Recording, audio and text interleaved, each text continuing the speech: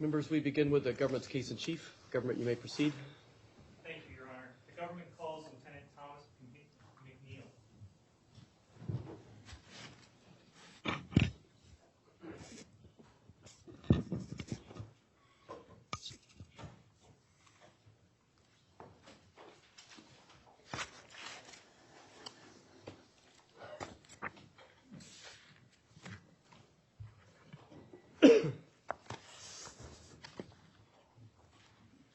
Lieutenant MacNeil, if you could please stand next to the witness stand, turn and face me. Please raise your right hand. Do you swear that the testimony you are about to give in the case now in hearing shall be the truth, the whole truth, and nothing but the truth, so help you God? I do. Please have a seat.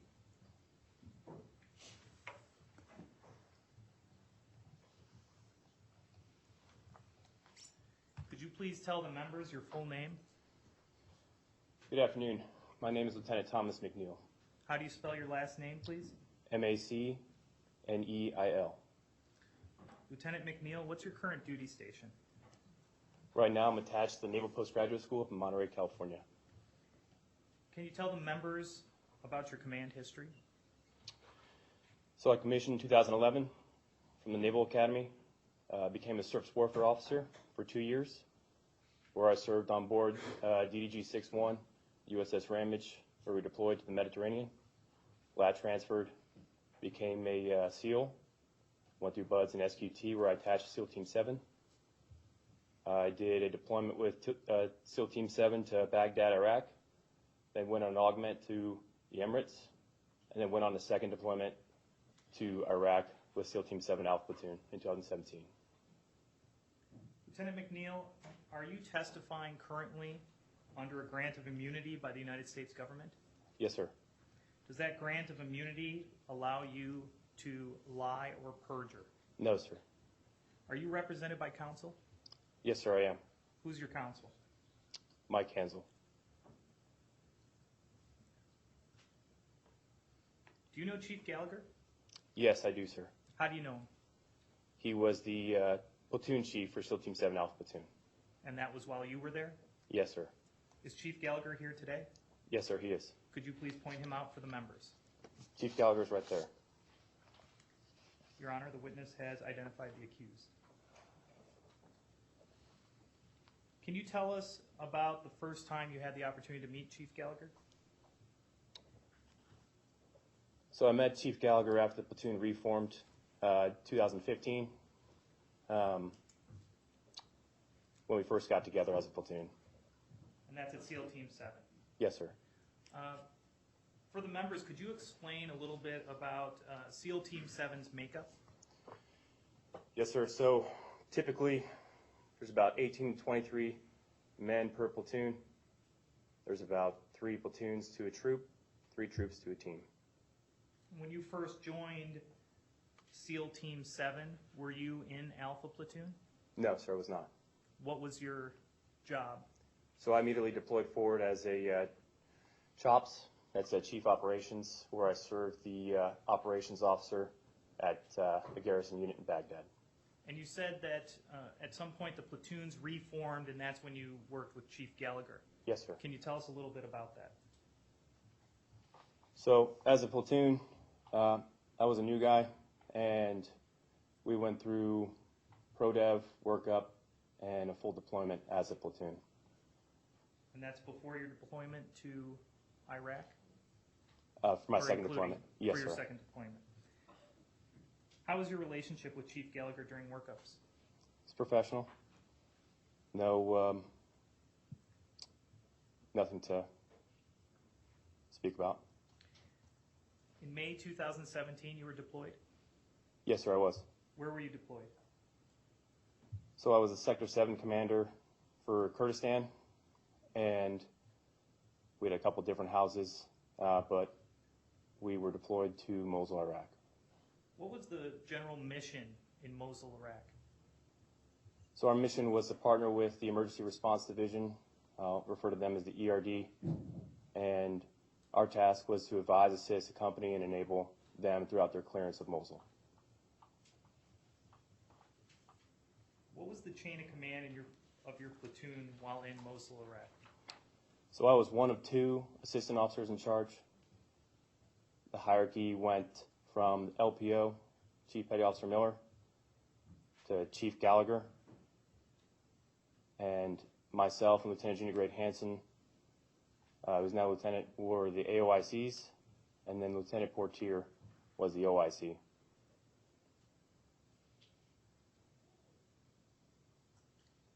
Above Lieutenant Portier, who had operational control of your platoon? So we worked for SOTF North, which is a Marine Raider Battalion, and we worked for Lieutenant Colonel Butler. So you talked about Lieutenant Portier was the officer in charge. Yes, sir. You were one of two AOICs.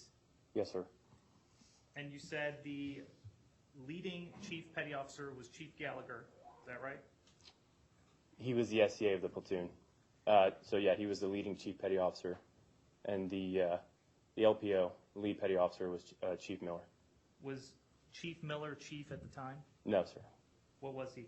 He was a first class.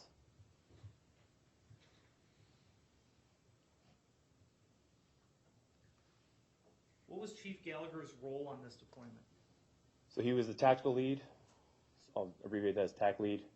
He was responsible for maneuvering and positioning tactical elements in the battlefield. While in Mosul, Iraq, how was the platoon utilized? Were you broken into separate teams? Yes, sir. So we had two separate rest houses in Kurdistan and one main operating house in Badoosh. So we split into two separate elements. Refer to them as 11 Alpha and 11 Bravo. I was the sector commander for 11 Bravo, and when we combined forces, we operated as a platoon. So one element, either 11 Alpha or 11 Bravo, would typically go back home to rest and refit, while the other one was operational and going out and conducting missions. Now, you stated a little bit earlier that the missions that you guys were doing were assisting Iraqis, the ERD. Was this during the liberation of Mosul? Yes, sir, it was.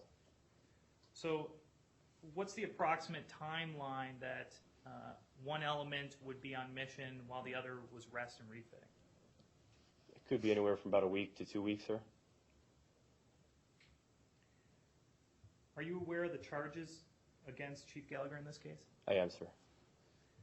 I want to talk to you about an incident involving an ISIS prisoner. Do you know anything about that? Yes, sir, I do. Do you recall approximately what day you first learned of an ISIS prisoner? It's on or about May 3rd, 2017. What can you tell the members about that day? Well, it started early. Our mission was to advise, assist, accompany, and enable. I'll abbreviate that as A3E. The Emergency Response Division through their clearance of a couple of villages outside the outskirts of Mosul.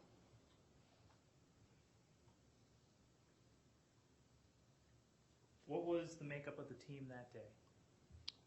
So that day,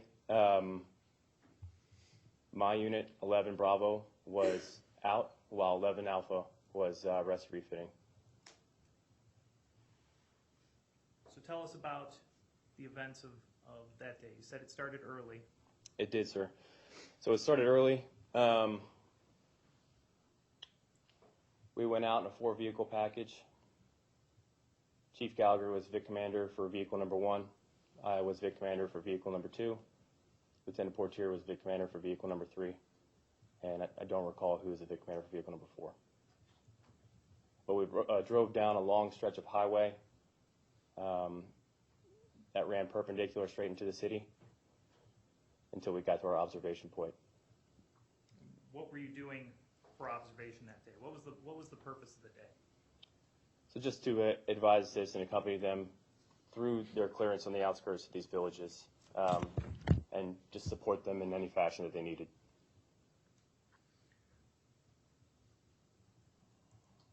If I were to show you a picture, would you be able to better describe the battle space to us, Yes, sir. Lieutenant? would just show our seats first. Your Honor, just for counsel and for you, I've previously marked Prosecution Exhibit Alpha for identification. It should be on your screen and counsel screens only.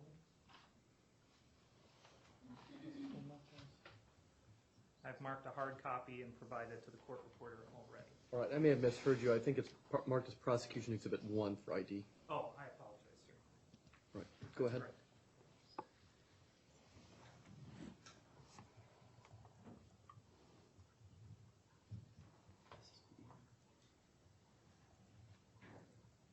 Lieutenant, are you able to see anything on your screen? Yes, sir.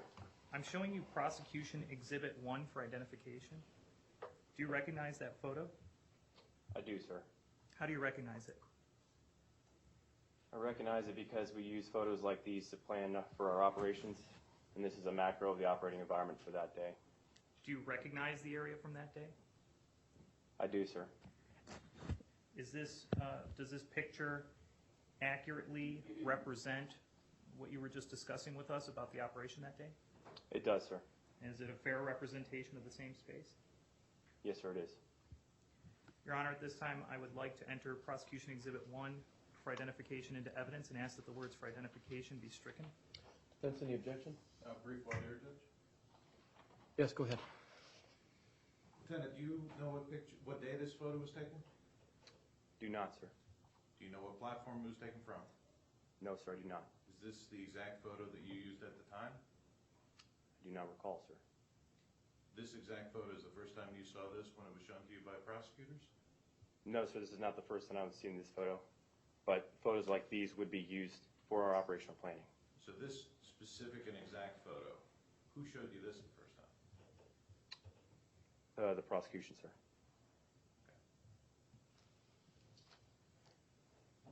And you don't know whether this was taken before, after, or at the time of May in 2017, right? I do not, sir. Your Honor, the defense objects.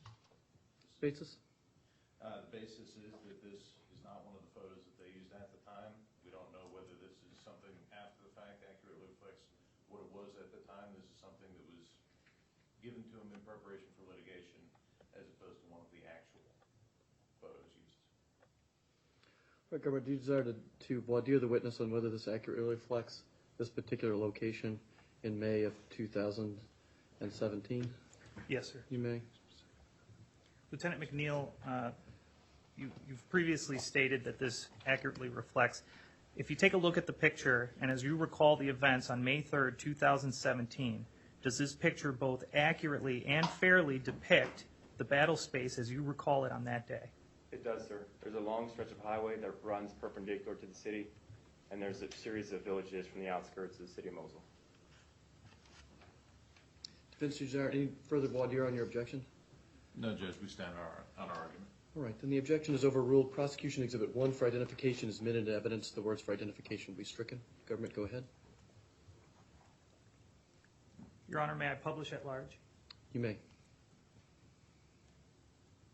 I'm publishing Prosecution Exhibit 1 to all monitors. Hold on just a second. Members, do you all have now the picture of a map on your monitors? If so, raise your hand. That's an affirmative response from all members. Thank you. Go ahead, Governor. All right, Lieutenant MacNeil, can you describe what we're looking at in this photograph? So we're looking at a macro of the operational environment for that day.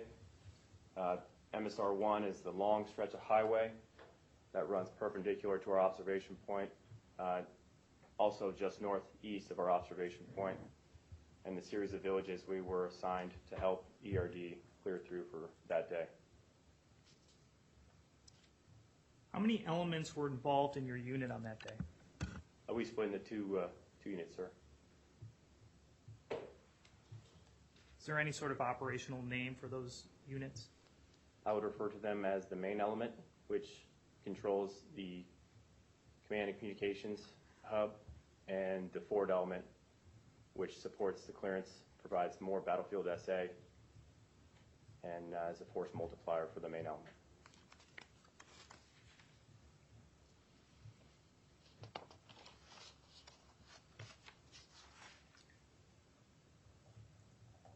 Can you tell us about hearing about some sort of casualty or a prisoner, as you mentioned before? Objection. Calls for hearsay. Response? The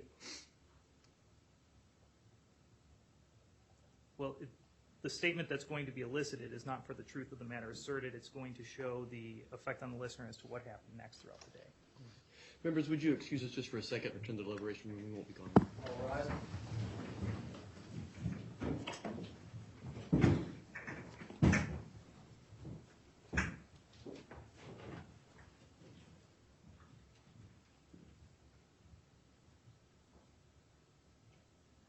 Everyone please be seated.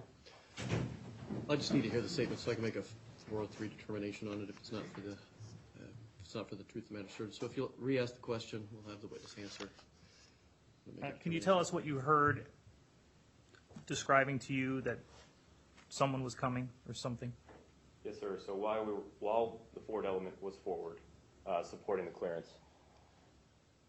someone came over the radio and announced that an injured person was back at the main element. There was confusion over the radio about who that person was or what affiliation that person had.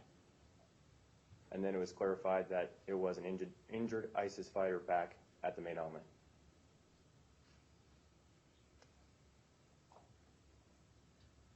And the questioning, Your Honor, is going to show it's not for the purpose of whether or not someone's back, but what happened next, the units turning around and returning to the area. Defense response? It is offered for the truth of the matter, Judge. This is, they're trying to establish, what the timeline is on where the fighter was, and this is improper hearsay from this witness. Additionally, to the extent that he's going to testify that this is what made him turn around, it's different from his prior statements. But. So I'm going to permit a question that inquires as to the timing of when the witness heard this come over the radio. So as the defense indicated, for purposes of timing, figuring out when radio chatter occurred, when everybody showed up, that's not hearsay, and that's not offered for the truth of the matter asserted. But the content of the radio conversations that have been presented so far, the court believes are hearsay, not subject to exception. And so I would grant the objection as to that. Both sides understand the court's ruling on it? Yes, sir. Defense? Yes. Okay. You ready to recall the members? Government? Your Honor, may I have a moment? Yes.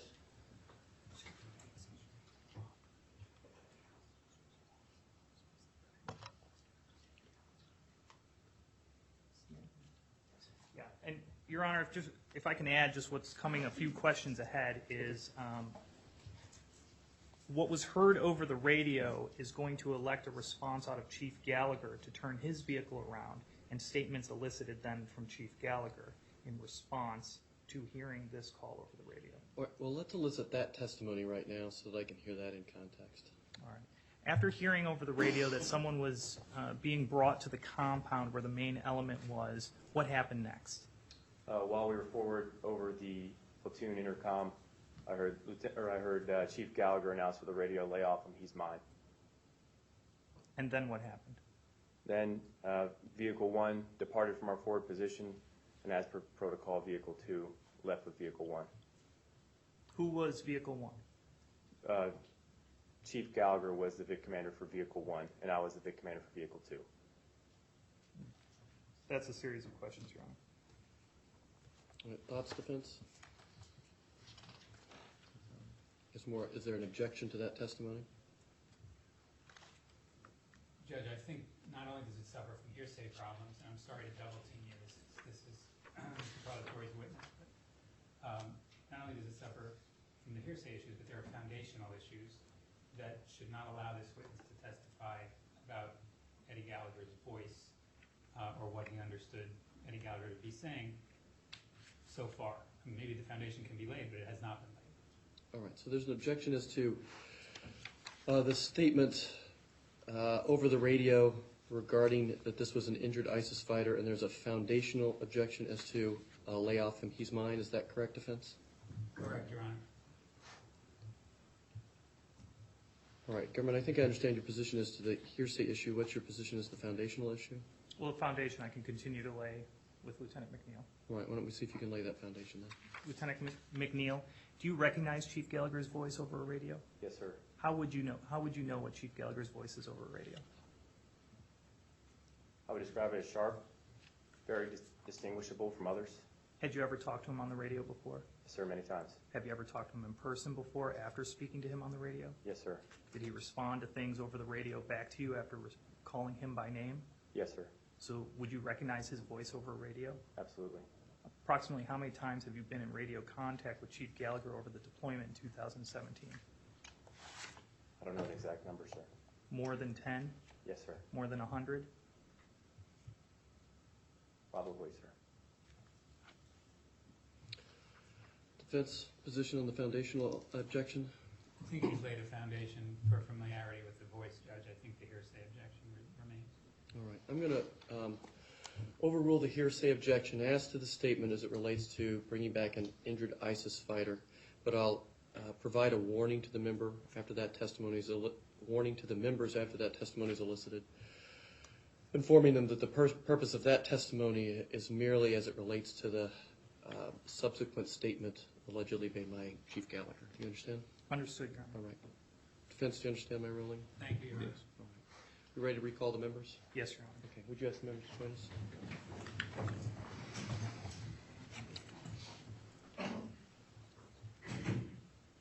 So after layoff him, he's mine. Give me a minute.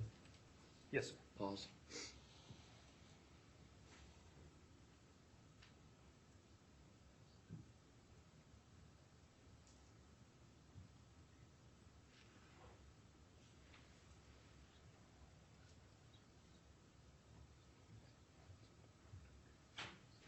All right.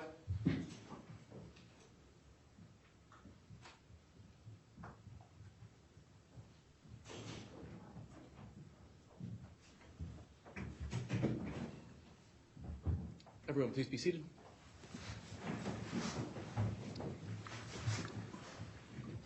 Members, I sustain the defense's initial objection. Go ahead, defense. Or, sorry, go ahead, government. I'm sorry. Lieutenant MacNeil, did there come a time where you heard over the radio an announcement that someone was being brought back to the compound? Yes, sir. What did you hear? So, like you just said, sir, it came over the radio, which is the platoon intercom, that someone who was injured was back at the main element. There was some confusion over the radio about who that person was or the affiliation, and there was some chatter back and forth, and it was then finally clarified that it was an ISIS fighter back at the main element that was wounded. After you heard that, what happened next? Then Vehicle 1 departed our forward position. Did you hear anything else on the radio? Yes, sir. What did you hear? I heard Chief Gallagher come over the radio and say, "Lay off him, he's mine." Members, the government just elicited testimony as to statements made over the radio as to someone coming back back to a position and that person may have been an ISIS fighter. You are to consider that testimony only to the extent that it provides context to the alleged statements made by Chief Gallagher and for no other purpose. Do you understand? Is that affirmative response from all members? Affirmative response from all members. Thank you very much. Government, you may proceed. Thank you, Your Honor. How did you know that was Chief Gallagher's voice? Have you heard him before on the radio? Yes, sir. I recognize his voice. After you heard that statement, what did you do? What did you see next? I saw Vehicle 1 depart our forward position and depart back towards the main element.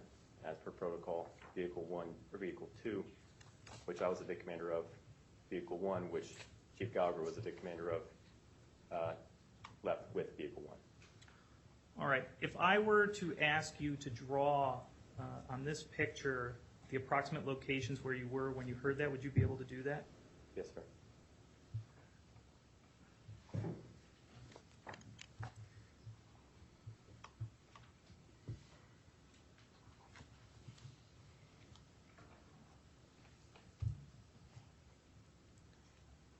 Your Honor, we'll be saving this as Prosecution Exhibit 2 for identification. I've already marked it with the court reporter. May I have Lieutenant MacNeil join me here to draw on the pad? You may. Lieutenant MacNeil?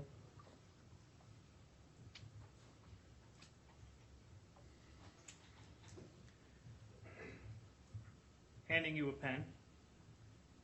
Could you please draw a circle around where the main element was? Yes, sir.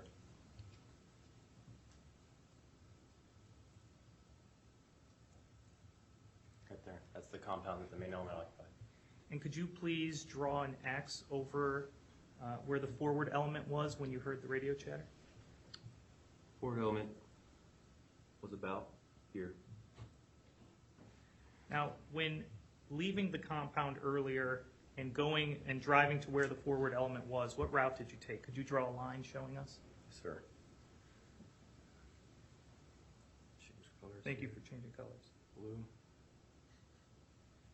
So, right in front of the main element was uncontested territory. And there was a tank behind a berm that blocked any movement along this Let's MSR. do this, government. Let's have him sort of comply with the instruction on drawing here, and then let's get him back on the witness stand Yes, sir. before he provides additional testimony. So just draw how you traveled in your vehicle to the forward location. Got it, sir. So vehicles 1 and 2 departed the main element, went back along the route we came, went off-road, and then came up here alongside on the flank. Okay, thank you. I'm retrieving the pen from you, and I'll ask you to retake your seat at the witness stand, please.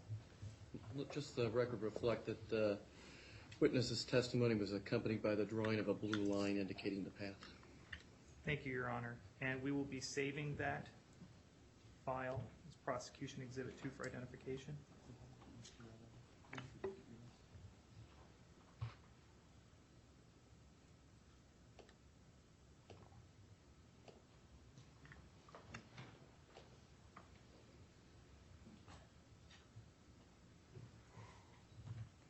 Now, is the diagram, as you just described, a fair and accurate representation of the questions we asked you and the routes you took on that day?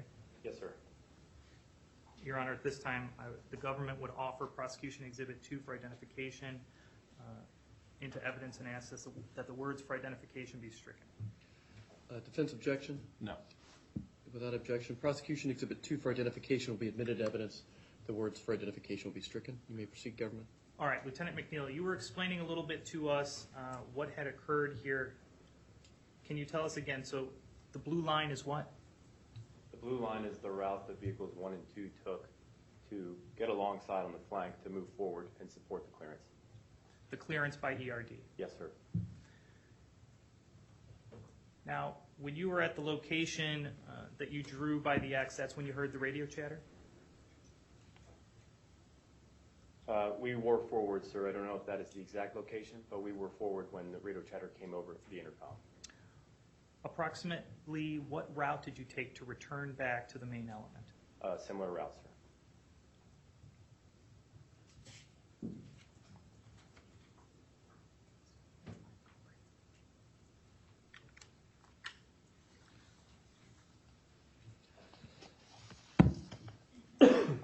When you return to the area that's the circle on the map, what was there?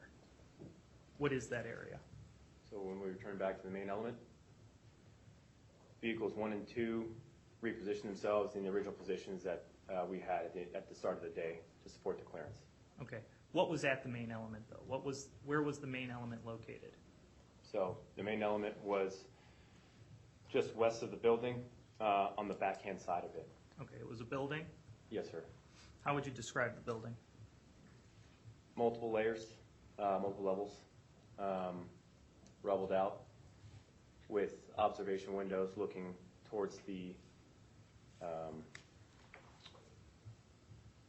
east, towards the clearance. If I showed you a picture of the building, would you recognize it? Yes, sir. I'm removing Prosecution Exhibit 2 from the screens.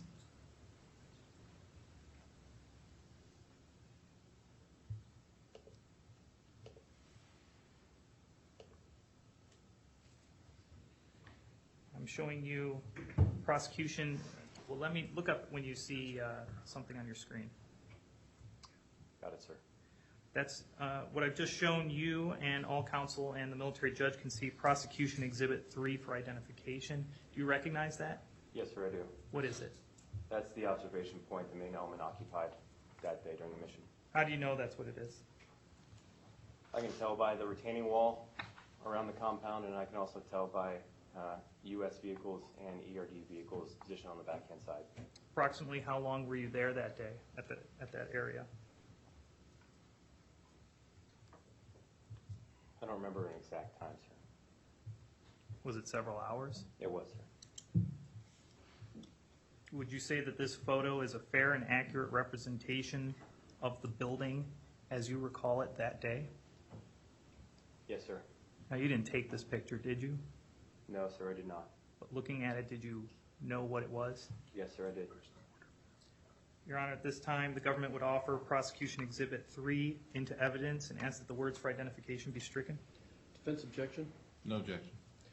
Without objection, Prosecution Exhibit 3 for identification is admitted evidence. The words for identification be stricken. Your Honor, may I publish? You may.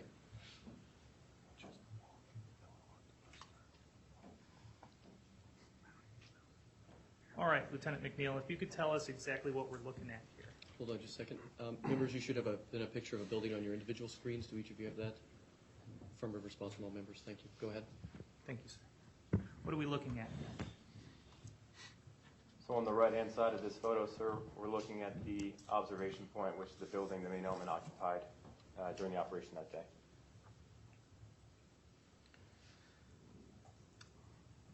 When you return to this position, this is where the main element was?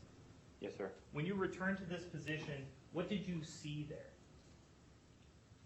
So vehicles 1 and 2 positioned themselves in the same position they were, and I had to walk around this long retaining wall on the left-hand side, and as soon as I wrapped the corner, I saw a large gathering of vehicles and personnel on the backhand side.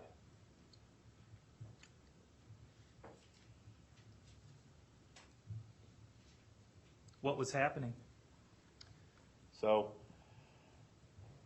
after I checked in with my officer in charge, he directed me to where the wounded ISIS fighter was on the ground. And the officer in charge was Lieutenant Fortier at the time? Yes, sir. Did you observe the fighter? I did, sir. Can you explain to us tell us a little bit about the person. I would describe him as adolescent. I would describe him having curly, dark hair,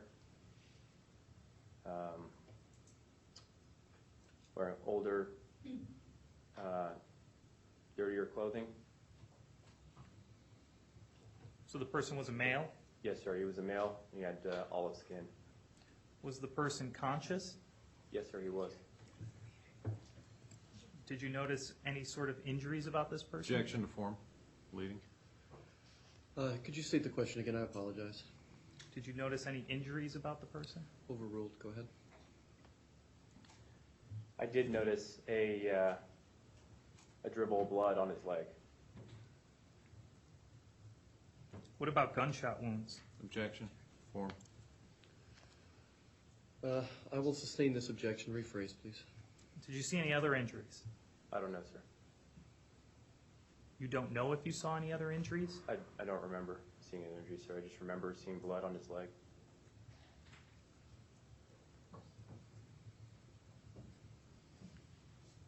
Did you ever see Chief Gallagher interact with the prisoner? I did, sir. What did you see? So when the detainee was on the ground, I saw Chief Gallagher open up a medical kit, and I saw Chief Gallagher reach down, grab the leg of the detainee, at which point the detainee shot up and yelled in pain. What happened next? The detainee laid back down, and Chief Gallagher began providing him medical treatment, at which point I left to go get my bearings and continue to work. What was the nature of your work at that time? So I went back to my vehicle and then went over to the command and control vehicle where the JTAC and the CCT were working, developing targets and looking at VDL to see if there are any incoming threats to us or partner force. And what happened next? After working with them, I returned back to the medical scene where I saw Chief Gallagher holding a knife in his right hand, while at least two of my other platoon members were providing medical treatment. Had you ever seen the knife before? Yes, sir. How many times? I don't know a specific amount, sir, but I saw it daily. In what manner did you see the knife? Daily. Usually sheathed on the lower part of his back, webbed into his belt loop. Had you ever seen it not on him? No, sir.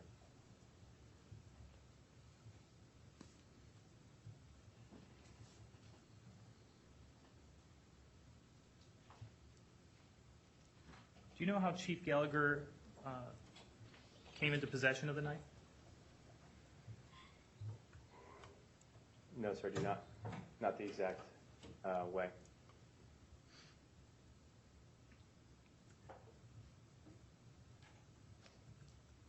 If you saw a picture of the knife, would you recognize it? Yes, sir.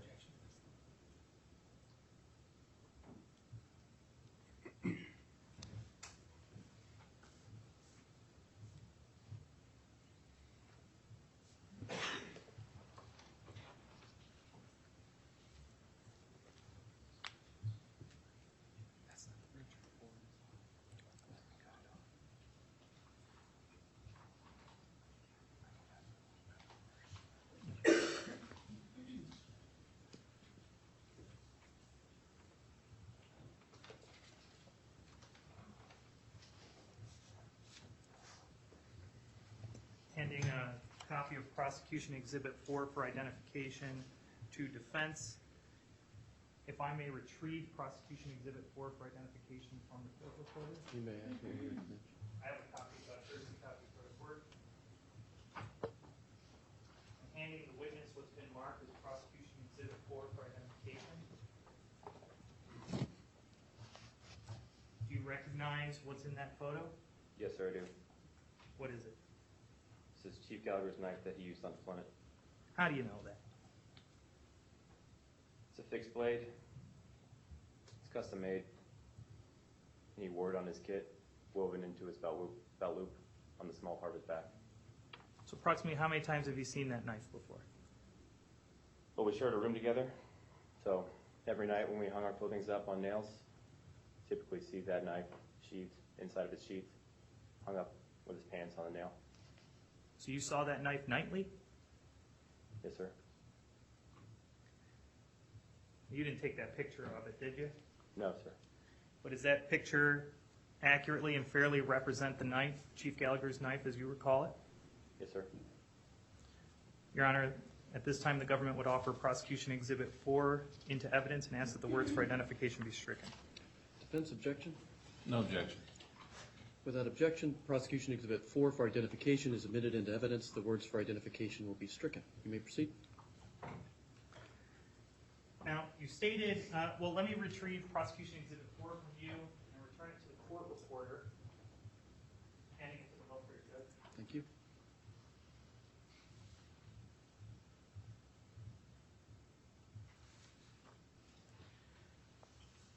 Where did you say Chief Gallagher normally kept the knife?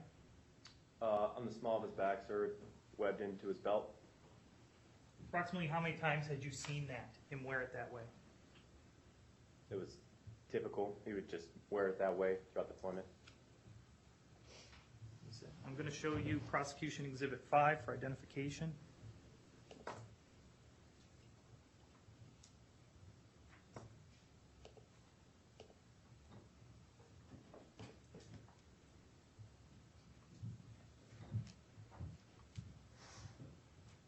Let me know when you can see something on your screen. Got it, sir.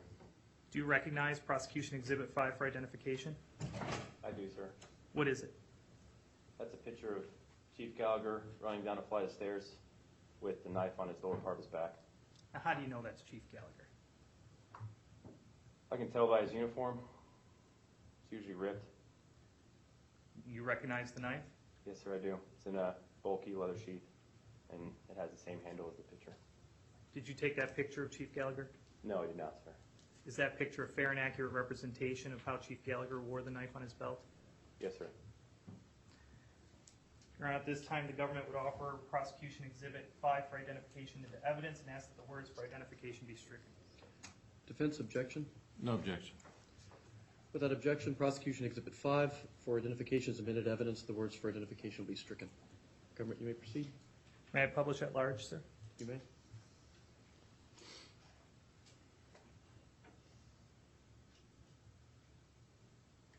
Can all the members see Prosecution Exhibit 5? Raise your hand if you can. Affirmative response from all members. Thank you.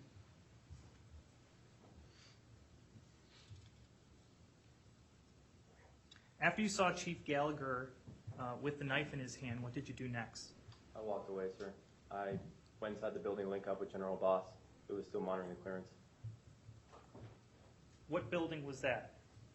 The building that the main element occupied? The one you identified in one of the earlier photos? Yes, sir. And you said, did you meet up with General Abbas? I linked up with him, yes, sir. In the building? Yes, sir.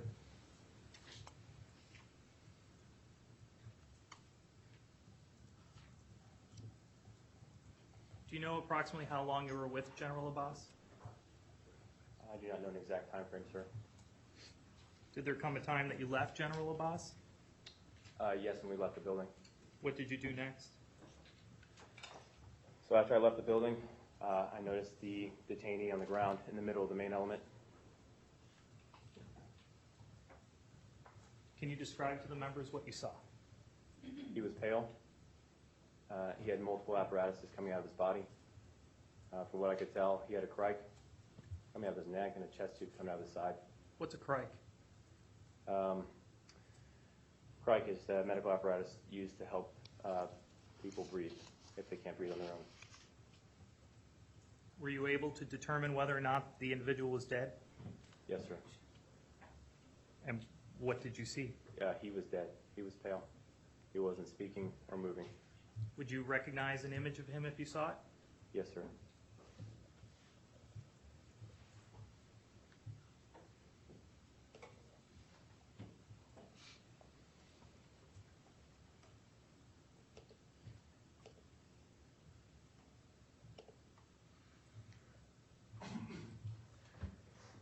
I'm showing you what's been marked Prosecution Exhibit 6 for identification.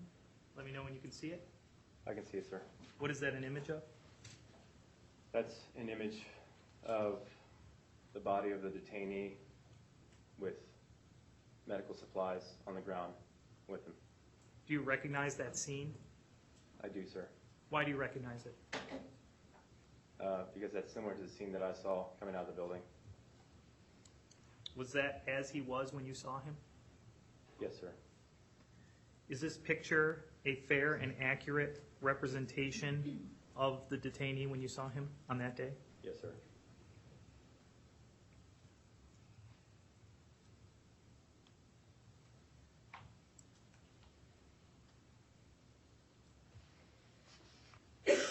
I'm now going to show you Prosecution Exhibit 7 for identification.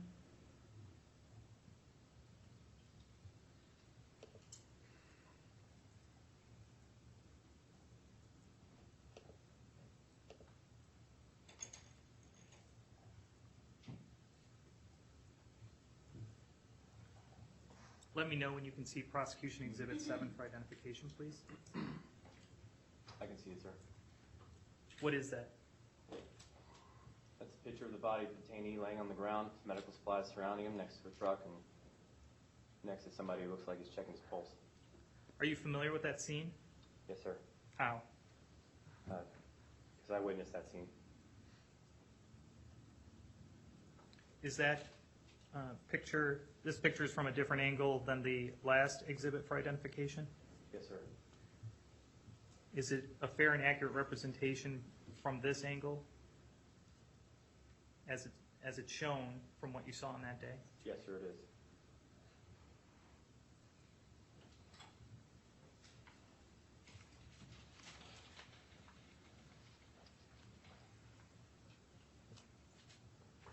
I'm now going to show you Prosecution Exhibit 8 for identification.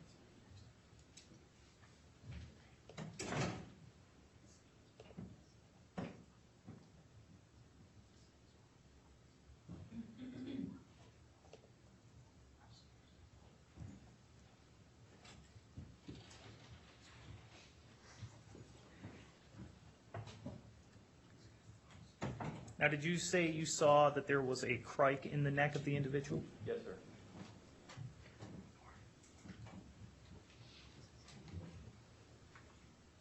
Tell me when you can see Prosecution Exhibit 8 for identification, please. I can see it, sir. What is that image? It's another picture of the detainee lying on the ground, deceased. Is that a closer-up image than the last two? Yes, sir, it is. Do you recognize that image? Yes, sir, I do. Are you familiar with that scene? Yes, sir, I am. Why? Because I witnessed something similar to this when I walked out and saw the detainee laying on the ground, sir. All right. Is this a fair and accurate representation of what you saw on that day? Yes, sir. Your Honor, at this time, the government would offer Prosecution Exhibits 6, 7, and 8 for identification into evidence and ask that the words for identification be stricken. Defense objection? Just a couple of brief questions. Did you take these pictures? No, sir, I did not. And the second picture he showed you where there's another individual in the picture, did you see that happen? Can I see the picture again, sir? Certainly.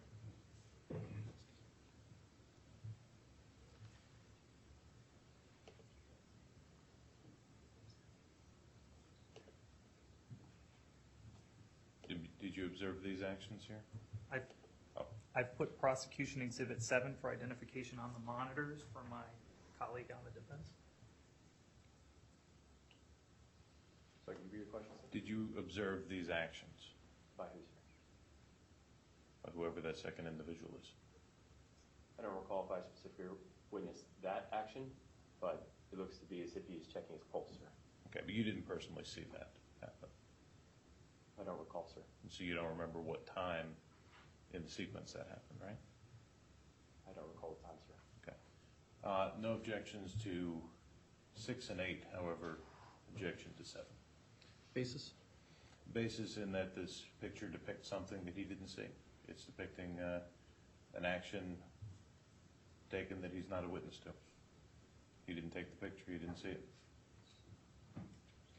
You're just objecting to the fact that someone in the picture is taking the pulse of the deceased? Yes. If he is in fact deceased at this point.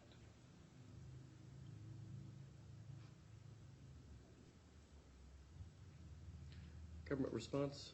Yes, sir. The elements of the foundation is that the witness is familiar with the object or the scene, that being the detainee, that the witness explains their basis for familiarity with the scene, which Lieutenant MacNeil has done, and that they recognize the objects in the scene, and that it's fair and accurate.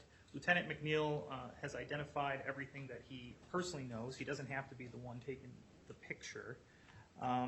As far as, it's fair and accurate. We don't have any indication that the camera makes up false images or anything like that.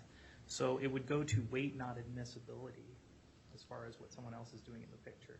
All right, the objection is to foundation is overruled. Members, in Prosecution Exhibit 7 for identification, there appears to be someone taking a pulse. To the court's mind, that doesn't seem to be probative of anything, and you're to disregard that person in the photo. Otherwise, you may consider the photo for whatever merit it deserves. Prosecution Exhibit 6, 7, and 8 for identification are admitted evidence. The words for identification will be stricken. Government, you may proceed. Thank you, Your Honor.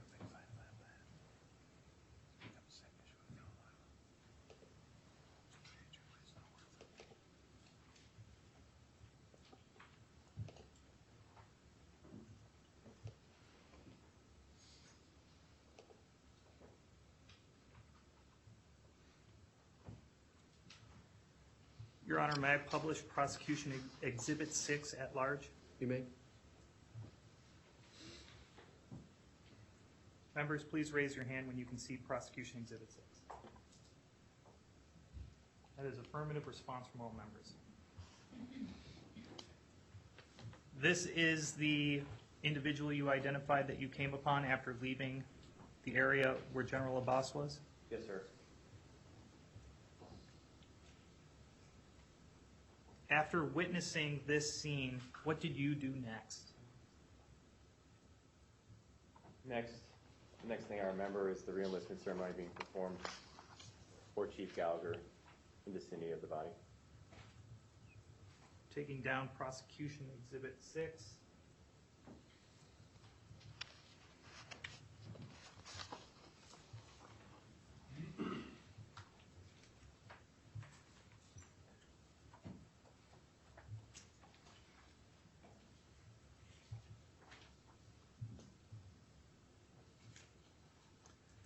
going to show you Prosecution Exhibit 8 for identification.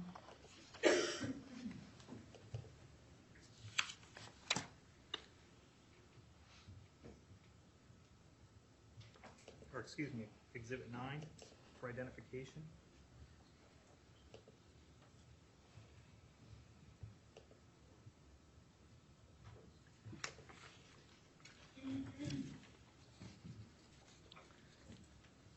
Before I do, you stated that next there was a re-enlistment ceremony. Yes, sir. Tell us about that.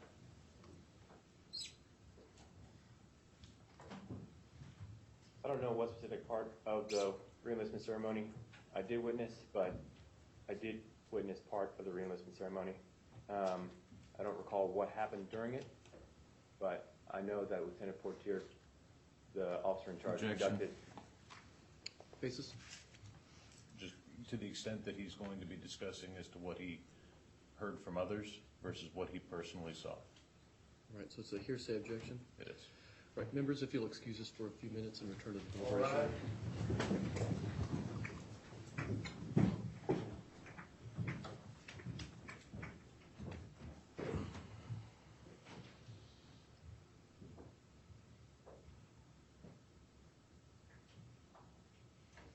Everyone, please be seated. Government, would you walk the witness through the next couple of questions? I was asking the witness to explain what he saw next, and he began to respond that he saw Lieutenant Go ahead and Portier. ask him the question. Let's hear what the What, response is. what did you see next? I saw Lieutenant Portier conducting a re-enlistment ceremony for Chief Gallagher over the body. Ask the next question, please. And then what happened? And then the platoon got together to take pictures with the body. All right. Defense, based upon that, do you still have a hearsay objection? Just to the extent that he restricts himself to what he personally saw instead of what he heard about things that. Based upon those two responses, do you have Those any two hearsay responses objection? are fine. Okay. All right, then the objection's withdrawn. Would you ask the members to rejoin us? Thank you.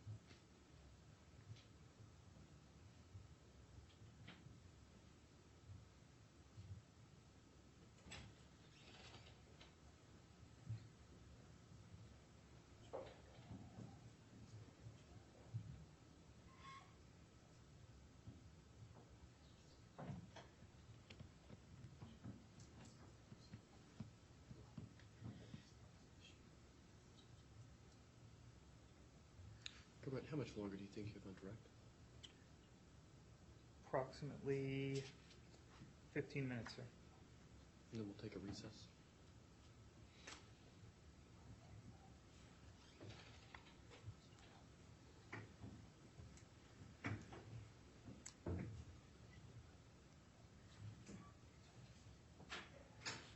All right.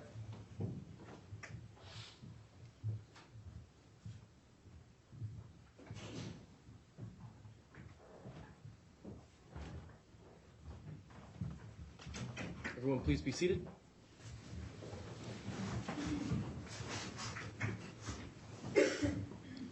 Members, the objection was withdrawn. Government, you may proceed.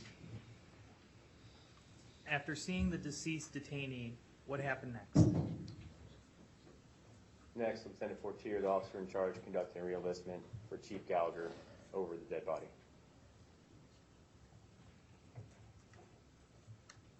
Were there any pictures taken of that event? Yes, there were, sir.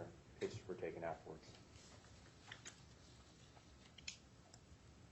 Please tell us when you can see Prosecution Exhibit 9 for identification.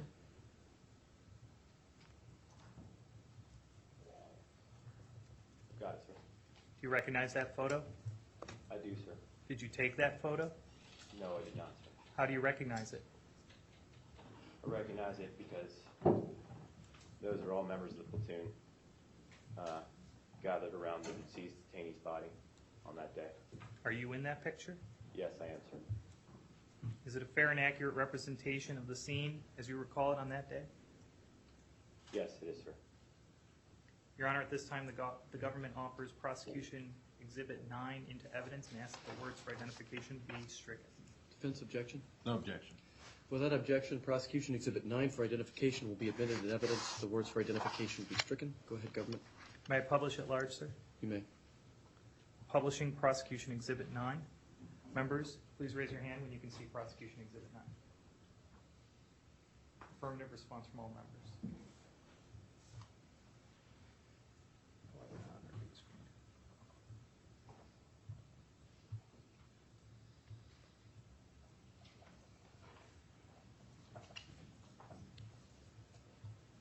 Lieutenant MacNeil, where are you in this picture? I'm standing, my right hand, second from the left. Would that be the standing row, the back row? Yes, sir. Looking at this picture now, was this okay? Objection. Basis. As for a legal conclusion, Government response? Goes to the elements of the 134 charge, conduct prejudicial, Your Honor. exactly. All right, members, if you'll excuse us just for a second. Thank you.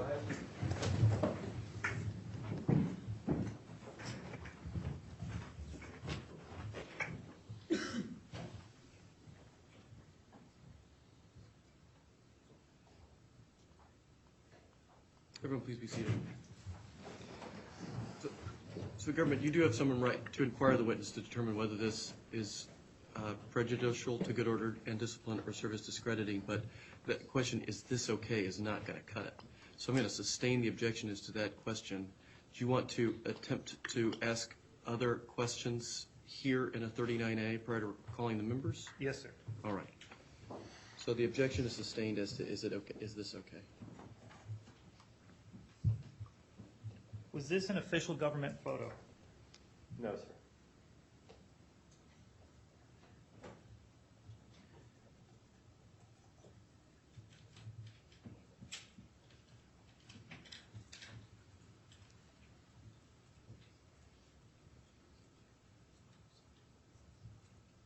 Are you aware of any rule that allows you to take a picture such as this? No, sir.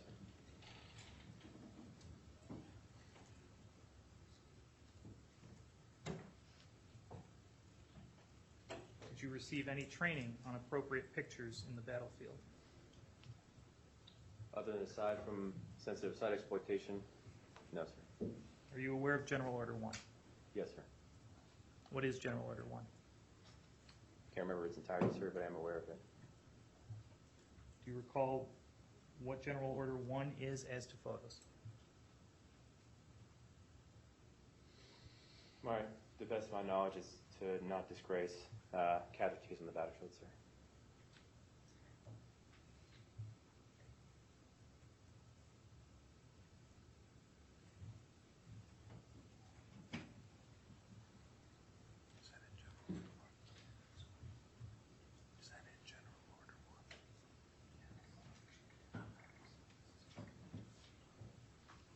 As the AOIC, was this an appropriate photo to take in front of your junior enlisted members? No, it was not, sir. Why not?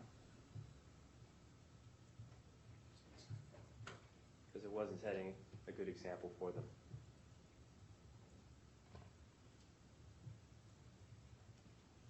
Your Honor, that would complete my questions. Defense objection to those questions? Certainly the last two. Leading and going right back to the ultimate issue.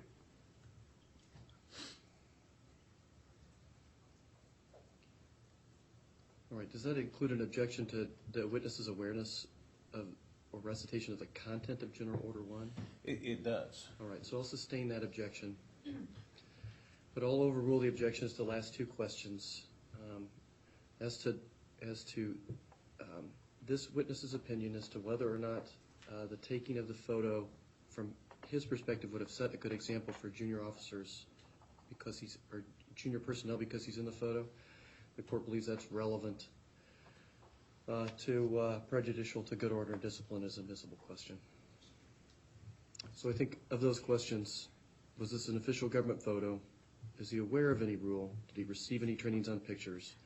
And does he have an opinion as to whether this was an appropriate photo and why not, or admissible? And the court overrules the objections to those questions if there wasn't an objection. Any question on that ruling, government? No, Your Honor. Defense? No, Judge. All right.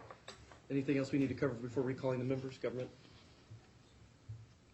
Excuse me, government? Your Honor, I believe that if I ask now the witness, is there any rule that you're aware of that does not allow a picture like such as this, that based on the questions we just had, he will say yes?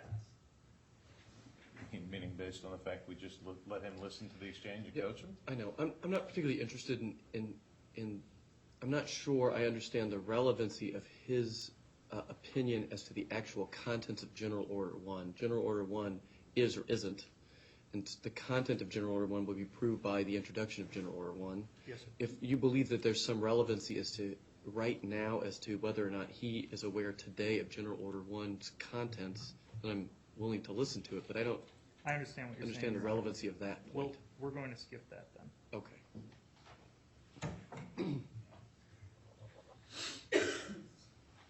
All right, are we ready to call the members? Yes, Your Honor. Would you ask the members to join us?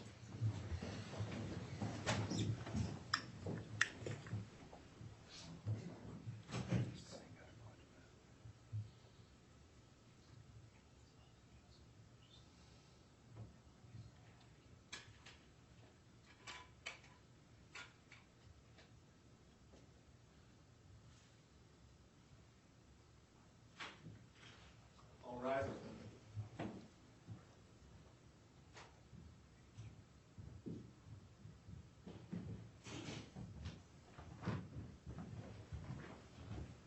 Everyone, please be seated.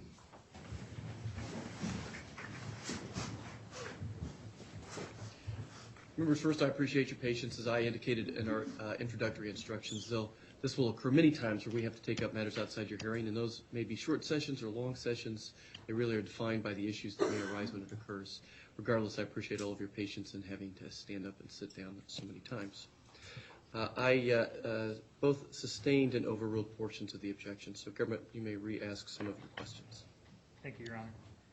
Looking at Prosecution Exhibit 9, was this an official government photo? No, sir, it was not. As the AOIC in this unit, do you have an opinion as to whether or not this was an appropriate picture to take in front of junior personnel? My opinion is that it's not, sir.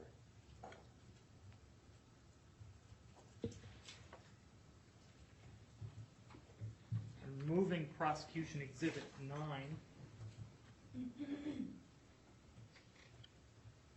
from the screens.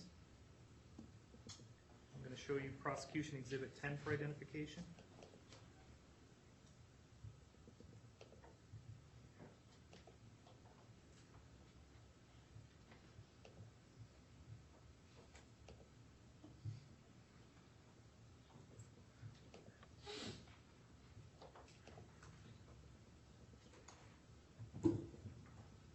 Please tell me when you can see Prosecution Exhibit 10 for identification.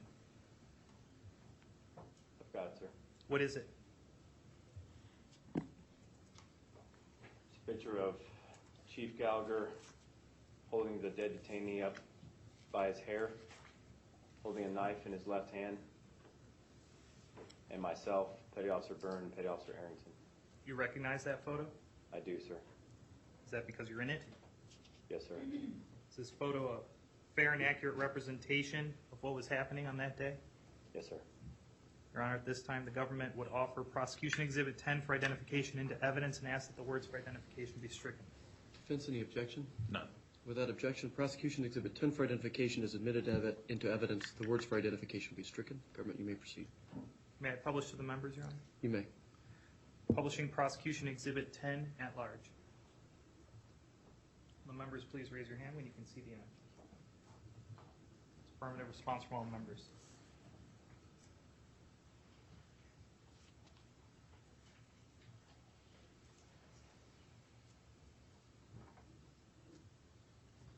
Is the knife that Chief Gallagher is holding in that picture the same knife that you would see every evening going to bed? Yes, sir.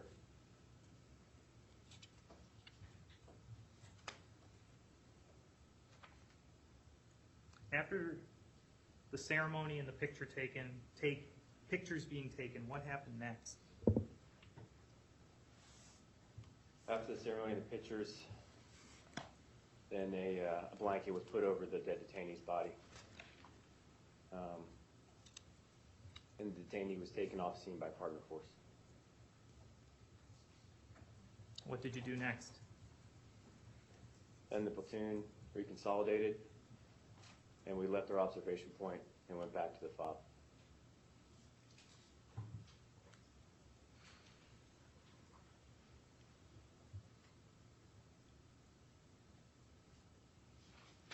At the fob, did you see Chief Gallagher again? Yes, I did, sir.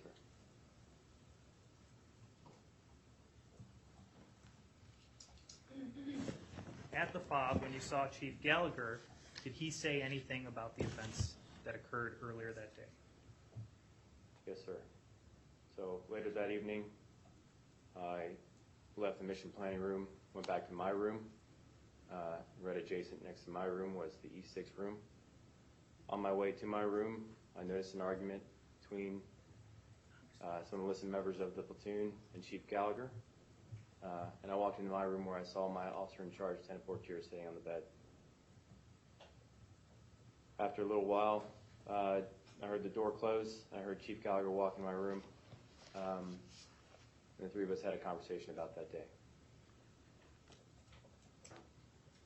What happened? Lieutenant Portier asked Chief Gallagher how it went. Chief Gallagher said it was okay. They were, upset about today. And Lieutenant Portier said, "I don't care. Think about what would happen if they had one of us." And then Chief Gallagher said, "Yeah, exactly."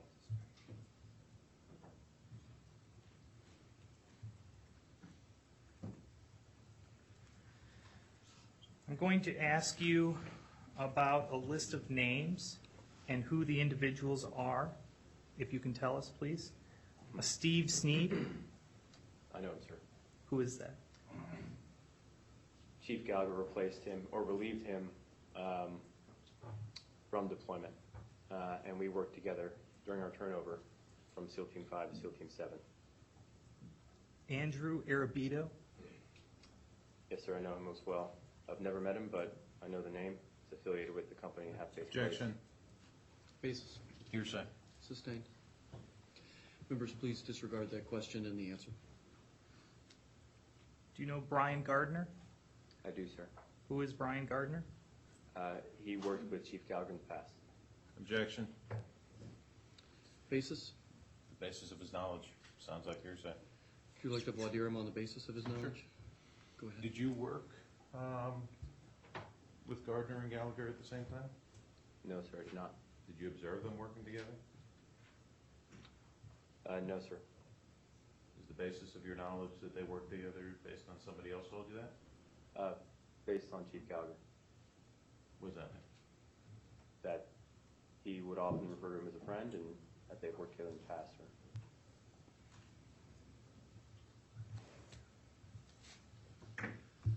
Do you desire to maintain your objection, or do you withdraw the objection? I'll maintain it, Judge. All right, overruled. You may ask the question and have it answered. Do you know who Brian Gardner is? Yes, sir. Who is he? He worked with Chief Gallagher in the past, and he's a friend. Do you know who Chad Gates is? I do, sir. Who is that? He's a former SEAL Team 7 member. Do you know who Dave Swartz is? I've never met him, sir, but I heard his Objection. name. Sorry, Your Honor. There's absolutely no foundation laid for any of this. How he knows it, where he knows it from, why it's relevant. There's no foundation at all. So I have an objection. I have an objection as to foundation and relevance And hearsay. and hearsay. Well, Your Honor, everybody's name is hearsay. I mean, we find it out from our mother Hold telling on, us. please.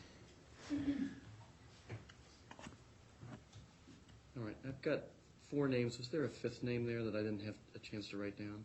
Steve Sneed, Andrew Arabito, Brian Gardner, Chad Gates, Dave Swartz. Schwartz.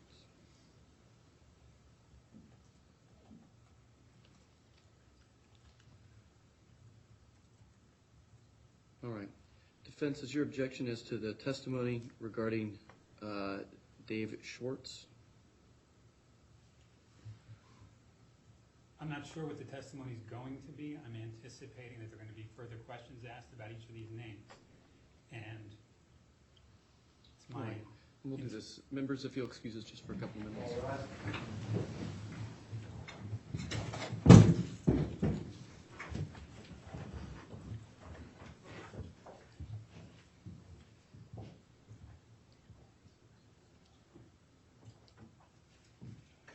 All right, everyone, please be seated. It doesn't matter all the time. I do need to maintain some sort of consistency as to one counsel, one cause, so I know who to respond to, et cetera. I plead guilty to this. It happens from time to time. It's not the end of the world. I plead guilty. With respect to the objections, I anticipate that there are going to be questions about who these people are and, sort of how they're involved in the story or what the witness knows about them. My objection is, number one, I don't know the relevance. Number two, Let's do this. the basis Hold on of just the a second. knowledge is going to be hearsay. Let me have them, let's find out where they're going first, and then we can have an intelligent argument about what it means. Where are you going? At a later witness, we will be introducing evidence of text messages. All right, so as to this witness, how much farther are we going? Who is Dave Swartz? Okay, and that ends this. So, That ends this. and the purpose of having this witness identify these 5 folks? Is that he knows who these individuals are, so that later when we introduce the text messages, it'll be relevant. Okay. Defense, do you desire to voir dire the witness as to the basis of his knowledge as to Dave Schwartz?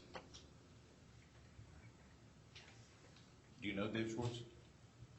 Know the name, sir. I do not know the person. How do you know the name? I've heard it several times. From who? I mean, From other sales?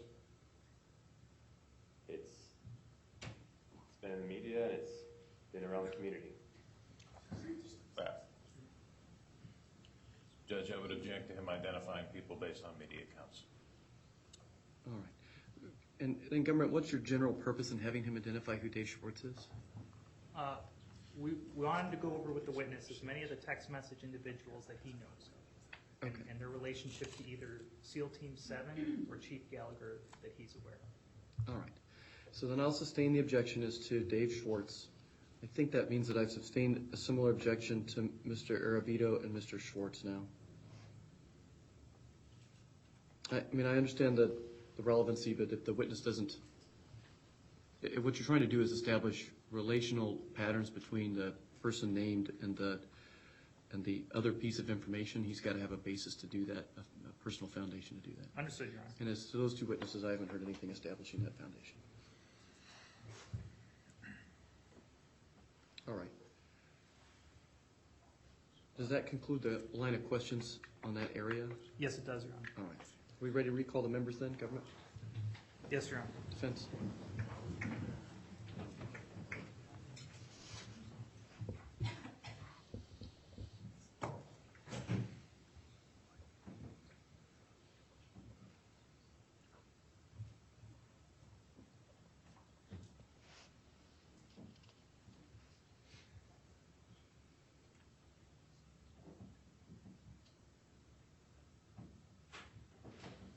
All right.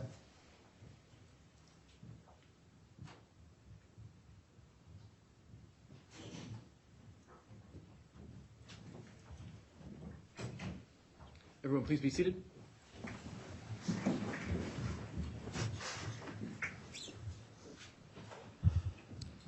Members, I sustain the objection as to the last question. Government, you may proceed. Thank you, Your Honor. Some of the photos that you've seen as government exhibits, and the platoon also took videos, didn't they? Yes, sir. Where were those kept? So usually, all the media that we kept as a platoon was consolidated on one of our medics' hard drives on a laptop. Who was that medic? SO1 Burns, sir.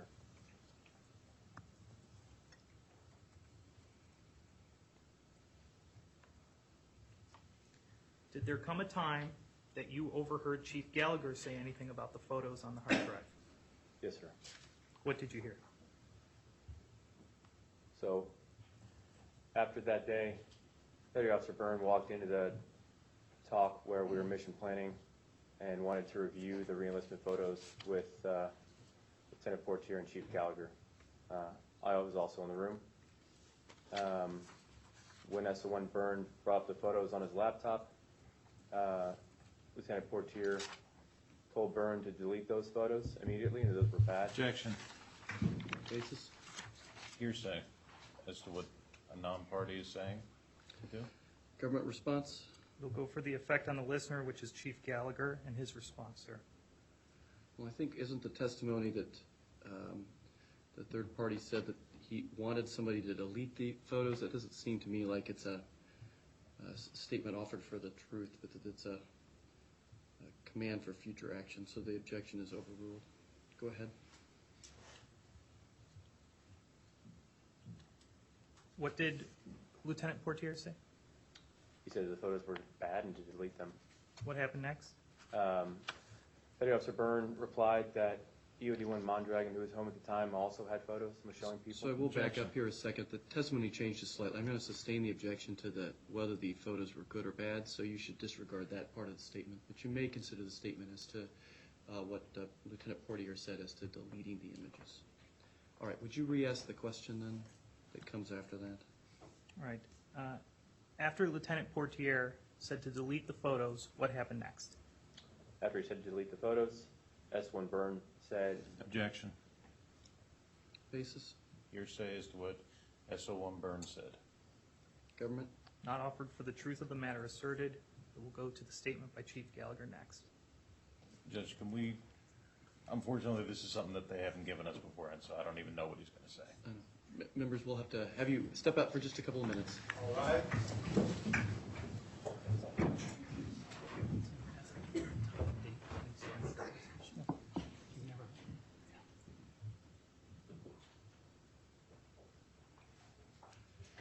Everyone, please be seated. Let's just ask the questions first, please. Sir, I wasn't here for it, but these statements were Could you litigated. just ask that question, please? Oh, yes, sir. Thank you. After Lieutenant Portier said to delete the photos, what happened next? after he said to delete the photos, S1 Byrne said that EOD1 Mondragon was home at the time and also had photos. And then that's when Chief Gallagher clapped back and said, tell EOD1 Mondragon and anybody else who has the photos to delete them.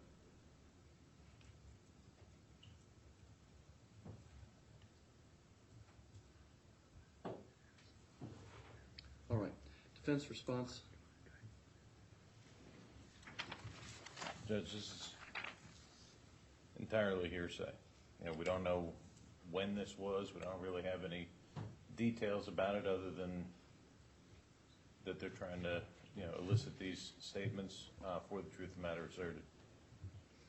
Well, so the truth of the matter asserted that would be that Mondragon has the photos on his computer at home. Right. Is that really? Are you really objecting to the idea that Mondragon has the photos at home? Is that an actual concern of the defense? If it is, it just doesn't seem like that matters a whole lot. Correct. But sometimes I need your all's guidance as to why something matters or why it doesn't matter. You know the cases better than I. Our position is that the entire conversation is objectionable.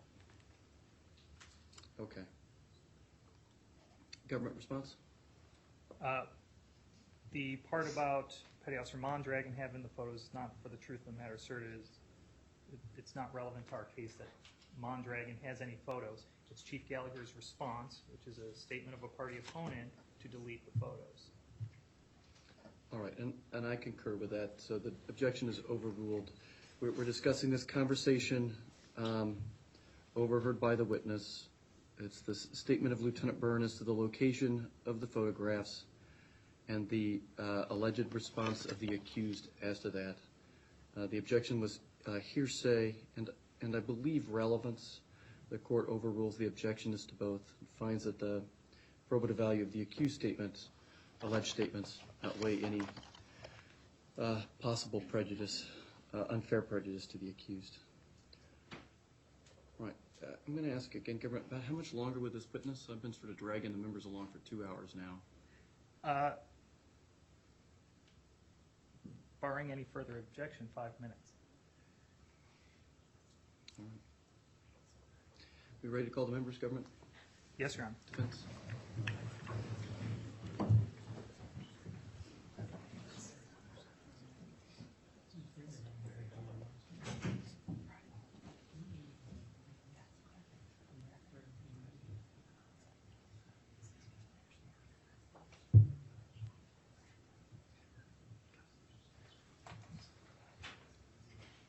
All right.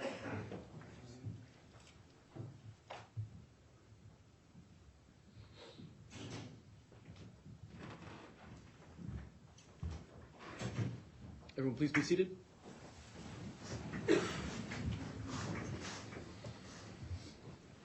Members, I have overruled the objection. Government, you may proceed.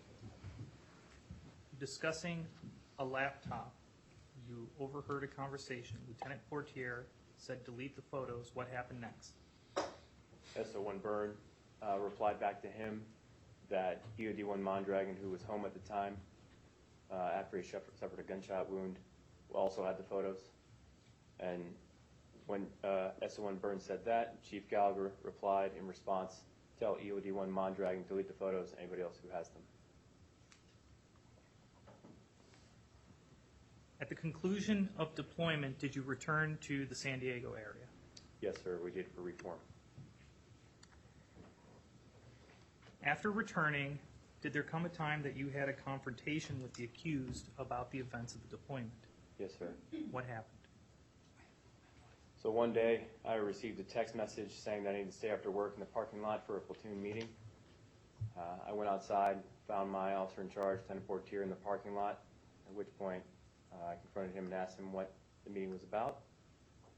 It was so Chief Gallagher could address some of the issues and concerns that were being raised after we returned. During our conversation, Chief Gallagher rushed up, got in my face, and he said, if you take me down, I'll take all of you down. And, excuse my language, but then he said, I've got shit on all of you. Your Honor, I have no more questions.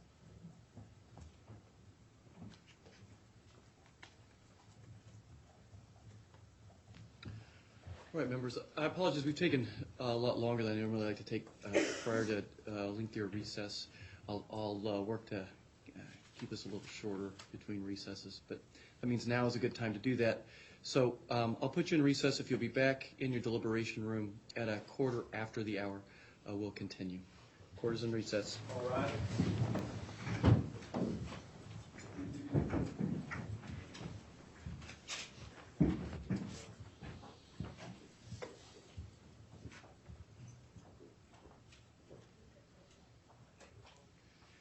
Everyone, please be seated. Lieutenant MacNeil, we're in a recess during this portion of the recess. While you're free to step down from the stand, you may not discuss your testimony with anyone, counsel or otherwise. Do you understand that? Yes, sir, I do. All right, you may step down, and then court is in recess. All right. Everyone, please carry on. Just a quarter after the hour. Yes, sir.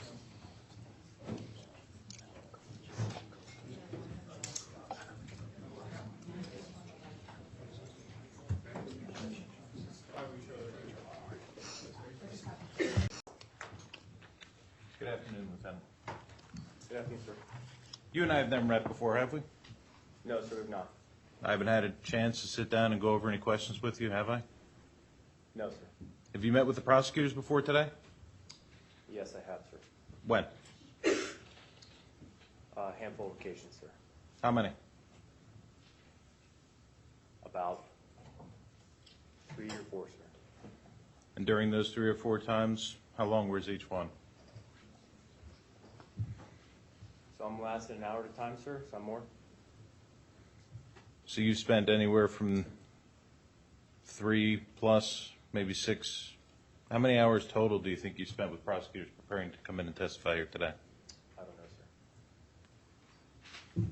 More than 6 hours? I'd say that's fair, sir. Okay. And before that, you met with an NCIS agent, is that correct? I did, sir.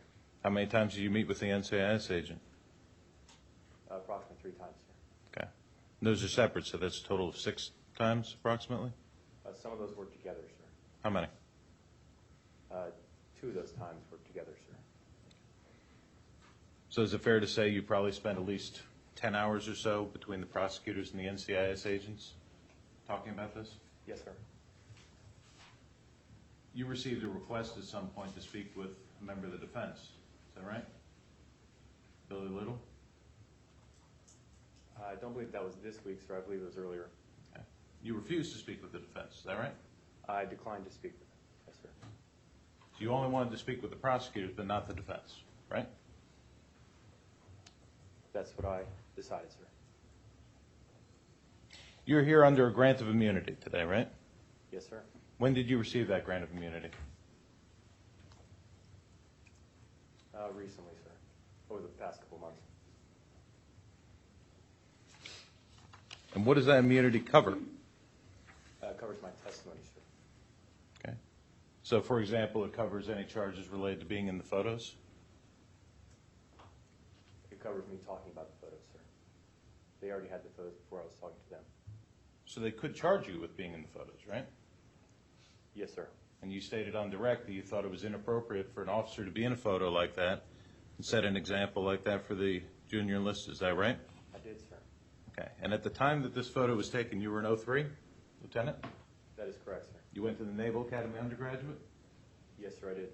Okay. After that, you were a surface warfare officer? Yes, sir. Did full division officer tour? Yes, sir, I did. You deployed with that ship? Yes, I did. And then this would have been your second deployment since going to Buds? I attended BUDS, and then I went on deployment with SEAL Team 7 without Chief Gallagher, and then I went on an augment, and then I went on deployment with Chief Gallagher. So as an officer, you now have, is that 4 deployments? Technically, yes, sir. Okay.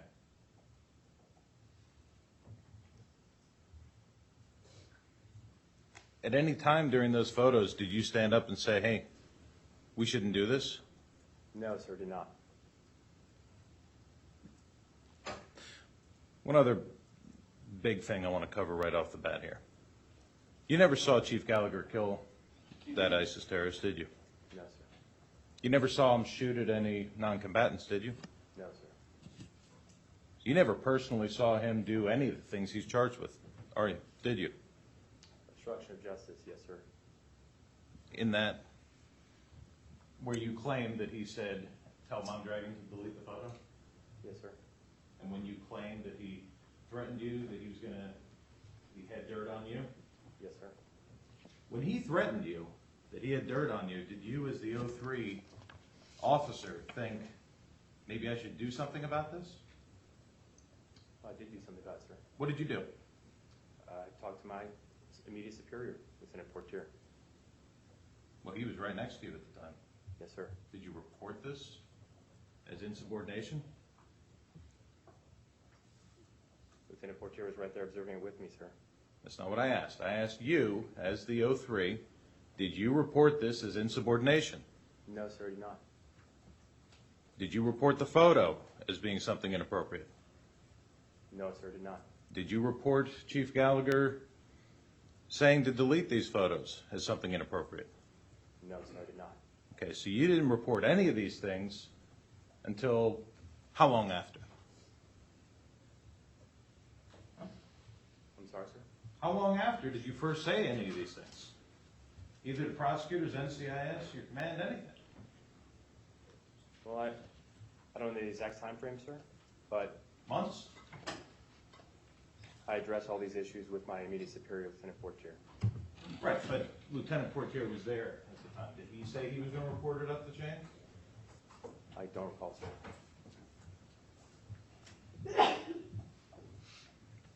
You never said anything about any of these things to anyone until months after when NCIS interviewed you. Is that right? Yes, sir. And when NCIS first interviewed you, they spent a long time talking to you where you didn't really say much at all, and finally the agent had to admonish you to stop hiding things. Is that right? I never hit anything, sir. Did the agent stop the interview and admonish you? What do you mean by admonish, sir? Well, have you had the opportunity to watch a videotape of that interview? Yes, sir, I have. Okay, and did you remember that halfway through that interview, he stopped you and said, look, I know what you're doing here, but we need answers, and you can't just keep giving these generalized statements. You remember that? Vaguely, sir, yes. Okay.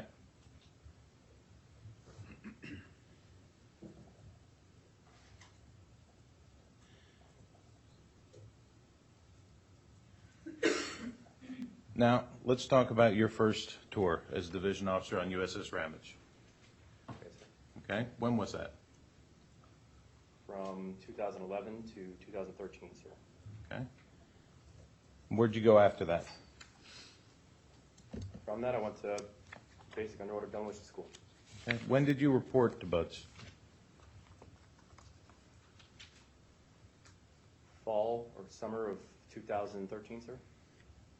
Okay, let's talk about a few months before that. March of 2013. You were arrested, right? I was pulled over by base police, sir. You were arrested for assault and battery, public intoxication? Are we Yes, talking sir. about two different incidents? Same incident, sir. I was on base, I was intoxicated, and I got into a fight and I defended myself. Okay, so you got into a drunken fight and then you were pulled over by the police? No, sir, I was walking and the police car picked me up. Was this reported to your command as an alcohol-related incident? Yes, it was, sir. Were you charged? I went to captain's master. Okay. Was a board of inquiry ever convened? No, sir, Why? because it was settled at captain's mast. You're a commissioned officer, right? Yes, sir, I am. Alcohol-related incidents should be going to a board of inquiry, is that correct? Don't look at the prosecutors. Objection, speculation. Sustained as to speculation. Are you aware of the policy regarding commissioned officers getting involved in alcohol-related incidents? I haven't reviewed that policy in a while, sir. Okay. Have you had any subsequent alcohol-related incidents? Objection, Your Honor, relevance. Defense response. I can rephrase. Okay, then the objection is sustained. Is drinking permitted in Iraq? No, sir. Were you drinking in Iraq? Objection, Your Honor, improper use of military rule of evidence 608 Bravo. Defense, what is the purpose of this question? What rule are you fitting it under? This goes to his bias, credibility, the fact that he was drinking with all the enlisted members of the platoon. Objection, Your Honor. All right, members, if you'll excuse us for a second. All right.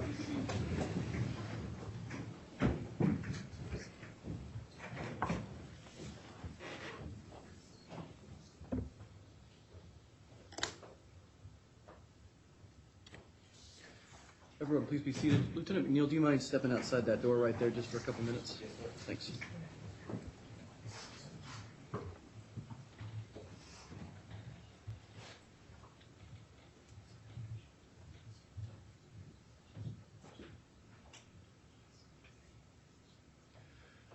All right, can you walk me through what questions you intend to ask him on this?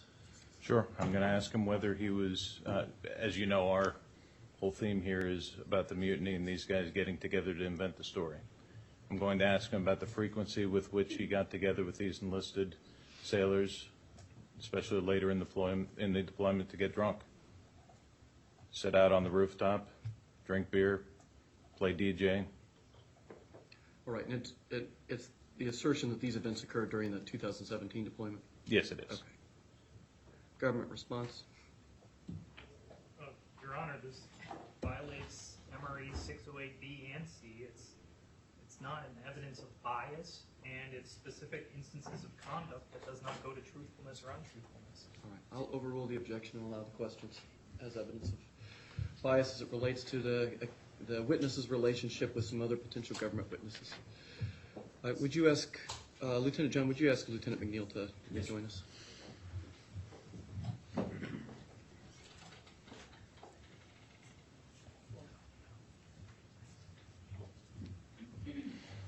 Lieutenant MacNeil, you can retake your place on the stand. Thank you, sir. Are we ready to recall the members, government, Yes, Your Honor, right. defense? Yes. Would you ask the members to join us?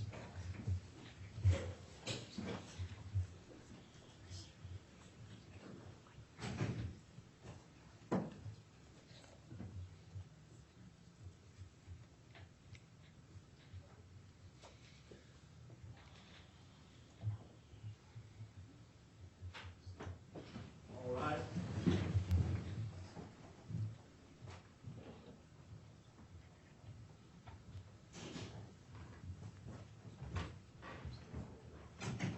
Everyone, please be seated.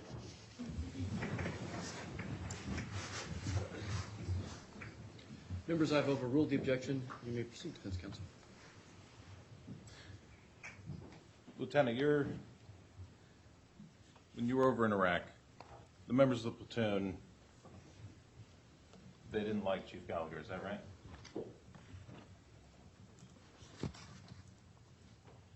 Which member are you talking about, sir? Miller, Greg Miller. Did he like Chief Gallagher? Initially, yes, sir. What about towards the end? No, sir, I think his reputation with Chief Gallagher faded, but I will let him speak more about his personal opinion about it. You're aware that various members of this platoon complained about Chief Gallagher, is that correct? Yes, sir. You were close with these enlisted members of the platoon, is that correct? Yes, sir, but I was also close to everybody in the platoon. Okay, well, which ones did you go drinking with? So, I mean, I drank on the rooftop or safe house with most, if not all, of the enlisted SEALs that were at my outstation. You played DJ? I did.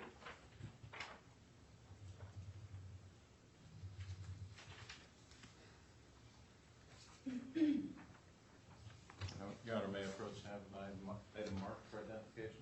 You may. Is this being marked as an appellate exhibit or a defense exhibit? Mr. Valtori, is this being marked as an appellate exhibit or a defense exhibit? Do you intend to introduce it as evidence to go back to the? Yes, sir. That should be defense exhibit also.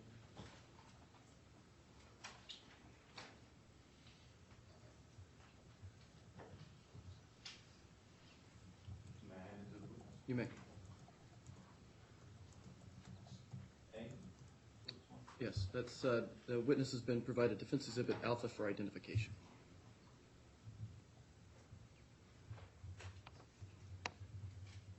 Lieutenant, you're smiling. You recognize this photo? It's the first time I've seen this photo, sir. Okay. What does it depict? Or withdrawn? Do you recognize the scene? I do, How do you recognize it? because that's the bar on top of the roof at our safe house. Does this photo fairly and accurately depict what the bar on top of the roof looked like? It does, sir. You know, at this time, I would move to have this submitted as defendant's alpha. Government objection to defense exhibit alpha for ID. No objection. Without objection, defense exhibit alpha for identification is admitted evidence. The words for identification will be stricken. You may proceed. Your Honor, unfortunately, I didn't have the high-tech solution. May I show the picture to the jury? Are you just intend to hold it up? Sorry. The other options, we can hand it to the bailiff and he can hand it to the members to pass around. It's up to you. Whatever. I can hold it up or have them pass around, whatever. It's your choice. Right. Let the record reflect that the council's holding up the picture to the members. Lieutenant, how often did you go up on the roof drinking with the enlisted sailors? This didn't happen until later in deployment. What's later in the deployment mean? After the clearance of Mosul, sir. So, approximately in July. Okay. And in July, was it pretty much a nightly event? I I don't remember, sir. How frequently we would do this. Did there come a time when you found empty beer bottles in one of the vehicles? Yes, sir. And that vehicle was being driven by Craig Miller, wasn't it? I don't know who drove the vehicle, sir. Okay. What did you do when you found empty beer bottles in a vehicle in Iraq? Objection, Your Honor, relevance. Overruled. Lieutenant? I told Chief Gallagher to handle the situation, sir. This was at the end of the deployment? To the best of my knowledge, it was towards the end of the deployment, sir. And did you trust Chief Gallagher to handle that situation? I did. And did he? I don't know exactly what happened, but I believe that he told Chief Miller, sir, and Chief Miller got together with the rest of the guys and talked about the situation. That situation being the propriety of drinking while driving in Iraq? I wasn't in the meeting, sir, so I couldn't speak on it. Okay.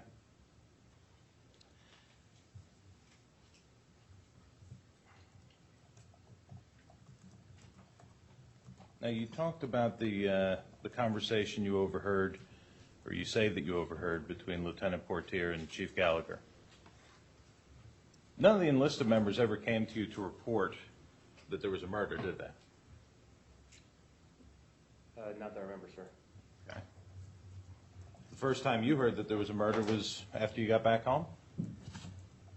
Well, no, not technically, sir. So we talked about it that night in the room.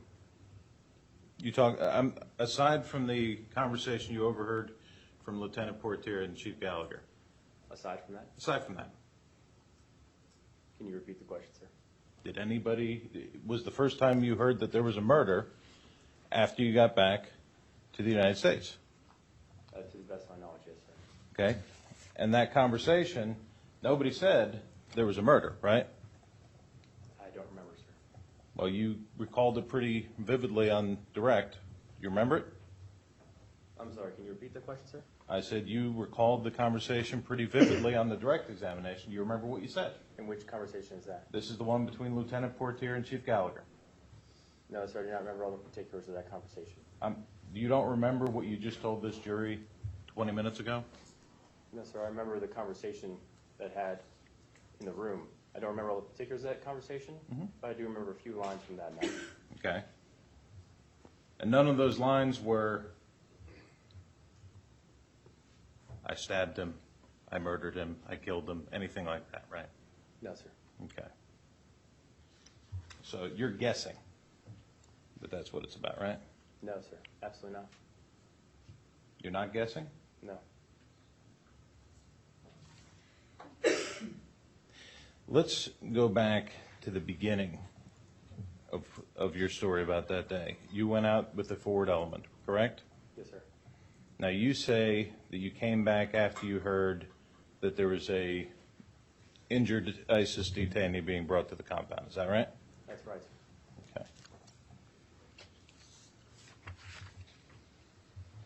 You have previously provided a proffer to the government. Is that correct? That's correct, sir. Through your attorney? That is correct, sir. Okay. And in that proffer, you discussed this exact issue, right? I discussed the day of events, sir. Okay.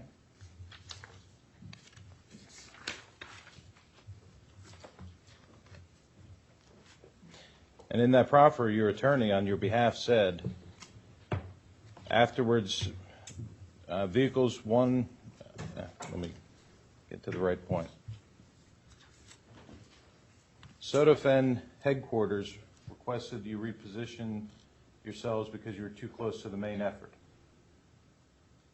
After relocating, someone announced over the radio that there was an ISIS person back at the element. Is that correct? I don't recall the specific sequence of events, but those two events did happen, sir. So you didn't go back because Chief Gallagher heard that and decided to drive off. You had actually received orders. What is SODAFEN? What does that stand for? So which question are you asking me, sir? Let's start with what does SODAFEN stand for? Special Operations Task Force North. Okay. So, North. And they ordered you to move back, right? All that they requested was that that we reposition ourselves because we were too close to the front line. In fact, you told NCIS agents on 18 February 2019 that you were told by the task force that the forward element was too close and you need to withdraw back towards the compound. Is that correct? I don't recall saying withdraw back towards the compound, but that order was given because we were too close to the front line, and he was requesting that we reposition ourselves. May I approach the witness? I'm going to hand him the report of investigation, base stamp 4103 to refresh his recollection. To refresh, you may. Start from the middle of the paragraph.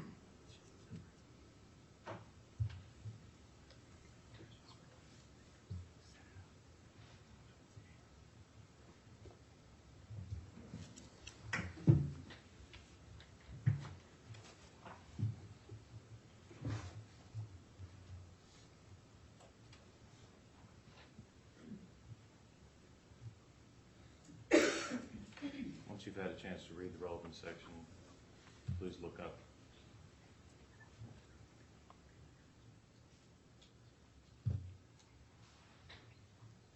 So you're saying MacNeil recalled being told by Special Operations Task Force? Don't read it.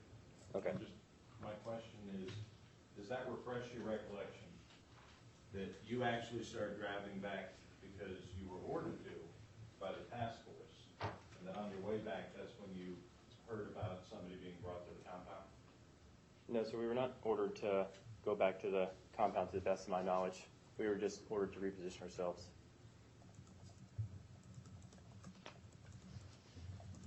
At this at this session with the NCIS agent, you knew you were supposed to tell the truth. Is that correct? Yes, sir. And in fact, if you lie to an NCIS investigator, that's a crime, isn't it? Yes, it is, sir. Was this before or after you received your grant of immunity? I'm sorry, sir? Was this before or after you received your grant of immunity? May I ask the date of that, sir? 18 February 2019. I believe before, sir. Okay? But still, you knew you were supposed to tell the truth at that time. Absolutely. And at that time, did you tell them that you recall being told by Special Operations Task Force that the forward element was too close to the forward line of troops and needed to withdraw back towards the compound? I don't recall using those words, sir, but I said, and I clarified later that the Southern North commander asked us to reposition ourselves. Okay. So on direct, you said that you were up at this forward spot. They had the little map up there. Yes, sir. And you said that you drove out, you were there at the X, and then when you heard about the ISIS detainee, you went back, right? Yes, sir. Did we skip a step in that procedure? Did you reposition yourself after the task force told you to reposition yourself? Yes, sir, we did reposition ourselves.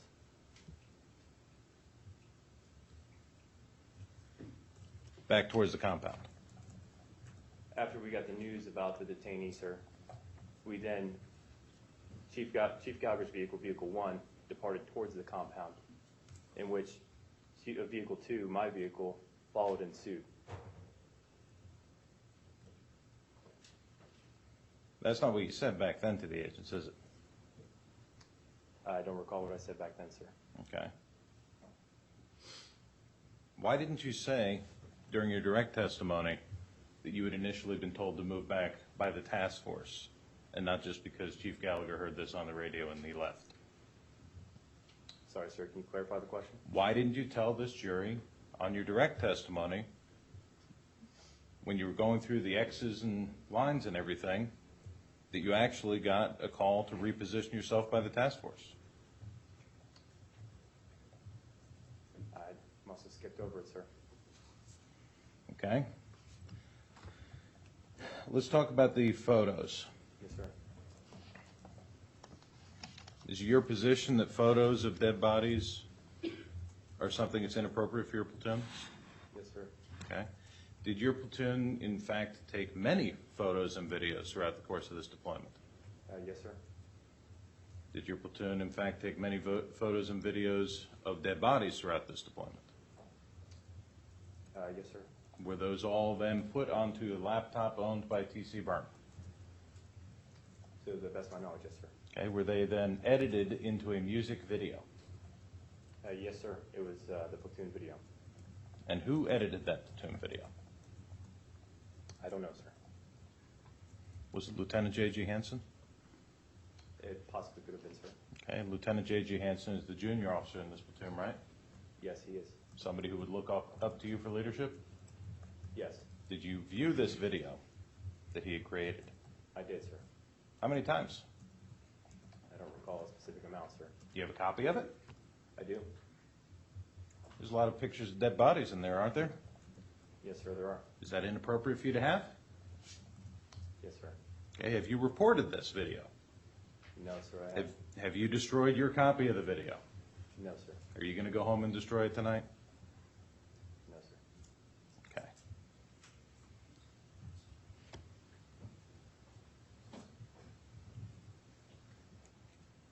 At the time that you saw the dead ISIS terrorist, you called him a dead detainee, right? Yes, sir. Who detained him? Well, sir, he arrived at our compound for medical treatment. The question was who detained him? I do not know, sir. Who designated him as a detainee? I do not know, sir. Why did you call him a detainee? Because he came under our care, sir. So if an Iraqi ERD troop comes under your care, is he a detainee? No, sir. If a wounded U.S. service member comes under your care, is he a detainee? No, sir. Why'd you call him a detainee? Because, sir, he was an ISIS fighter. Okay. Now, you then said that the ISIS fighter was deceased, correct? I did, sir. Did you go up and check him? No, sir, I did not. How do you know he was dead? Because he was immobile, he wasn't speaking, and I didn't see any movement, sir. And he was pale, about as pale as this piece of paper.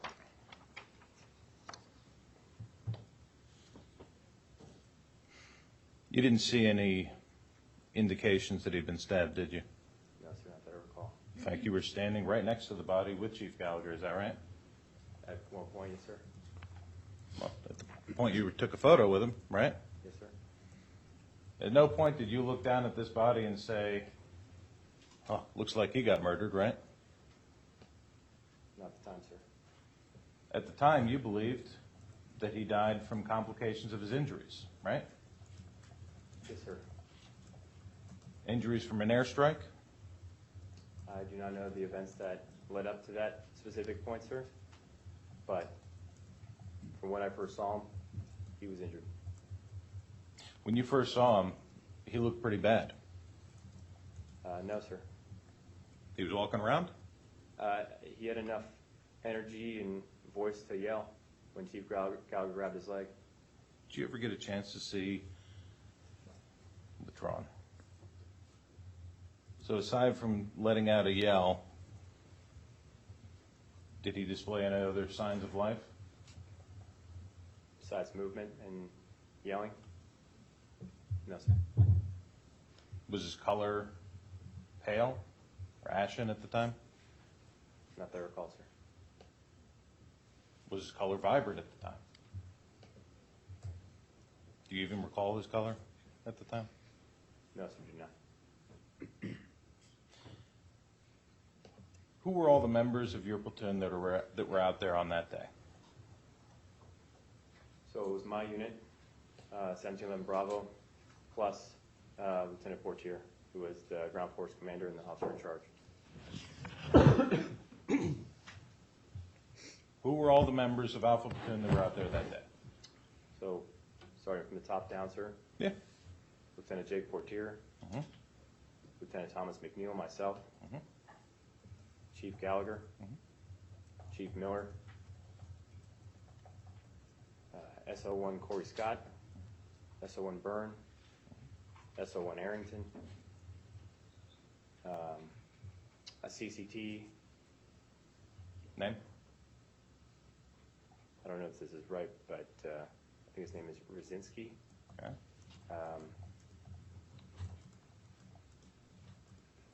SO2 Villanueva, SO2 Grapham, SO2 Pullman.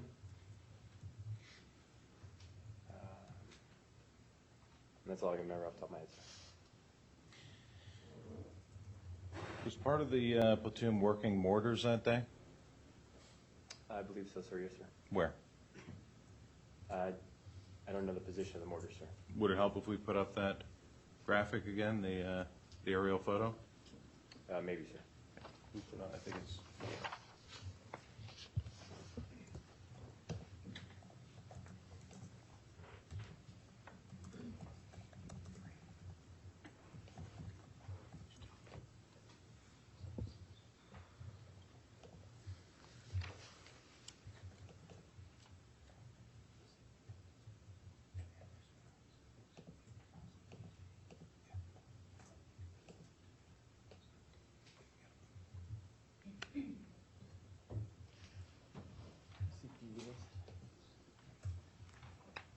All right.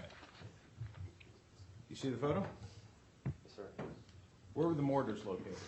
Hold on just a second. Let the record reflect that the council's displaying Prosecution Exhibit 3. All right, go ahead.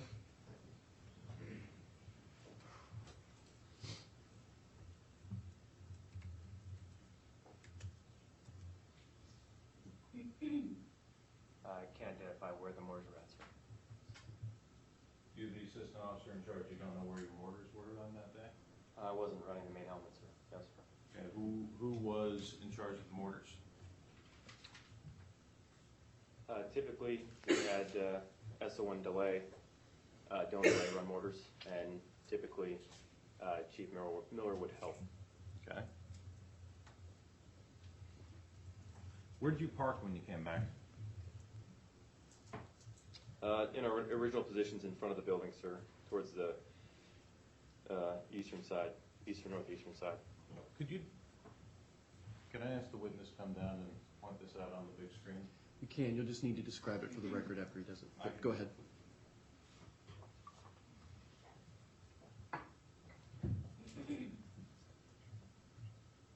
You show the jury where you parked. So the image is cut off, but if you can direct your attention to the green APC, the bottom right-hand corner, that's where vehicles 1 and 2 pulled back into the compound.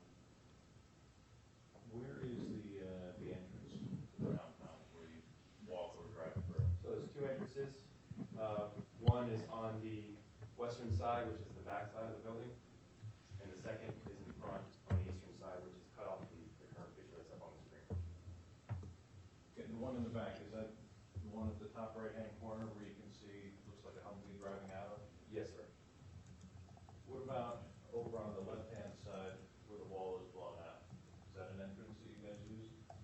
I don't know, sir. Which direction is the Ford line troops from this photo? Down in a direct arrow from the green APC over. Okay. You still have no idea where the mortars might have been? No, sir, I do not know where the base plate was set. Is that something that would normally be set on the ground level or top of the building? Ground level, sir. Thank you. You can take your seat again.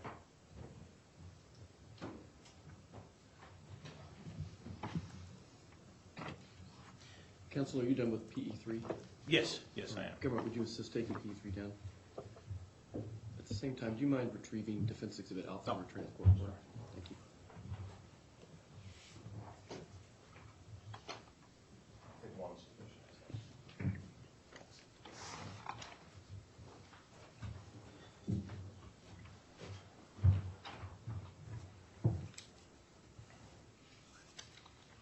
You talked about the reenlistment being over the body? In the vicinity of the body, sir. Okay. How far away? I don't remember, sir. Was it like Chief Gallagher's where I'm standing and the body's over where you are? I don't remember, sir. Was it within 20 feet? It was within 20 feet, sir. Was it within 10? I don't remember if it was in 10. Okay. But on direct, you said over the body, as if he's standing right over the body. Yes, sir, in the vicinity of the body. Okay. And then those pictures were taken before or after the ceremony? I believe, to the best of my knowledge, they were taken after the ceremony, sir. Okay. And the first picture, you were showing them in the order of the group picture, and then the smaller picture of just you and Byrne, Arrington, and the chief. Yes, sir. Which one of those happened first? I don't know, sir. Do you remember anybody moving the body? The partner force did, sir. When did they do that? After the day was complete, they put a blanket over him and then they took him off site. Okay. What about between those two photos? I don't know, sir. You don't know if it was moved? Do you remember? I don't remember if it was moved or not, sir. Would you remember if they had moved the body in between two photos? No, sir. I don't remember if it was moved or not. Well, if you're in both photos, would you have been around if it was moved in between the photos? I would be in the general location, yes, sir. For ease, I'm just going to go with the paper on this one.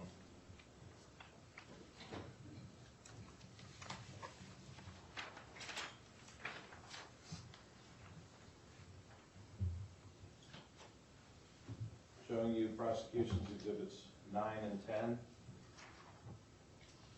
Does it appear to you that the body has moved? Can I see, sir? Yes. Thank you.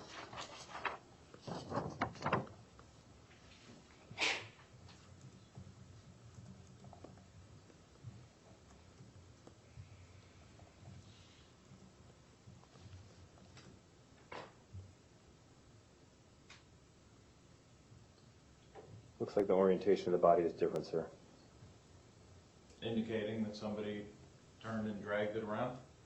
Possibly, sir. Well, did the guy crawl? No, no, sir. Finally, we established earlier you didn't check his pulse to make sure he was dead, right? No, sir, did not. Okay. So which of those pictures was taken first? I don't know, sir.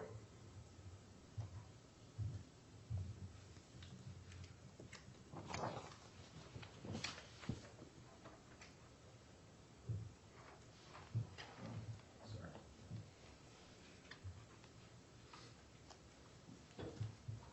I'm going to show you what's in evidence as prosecution exhibit 6.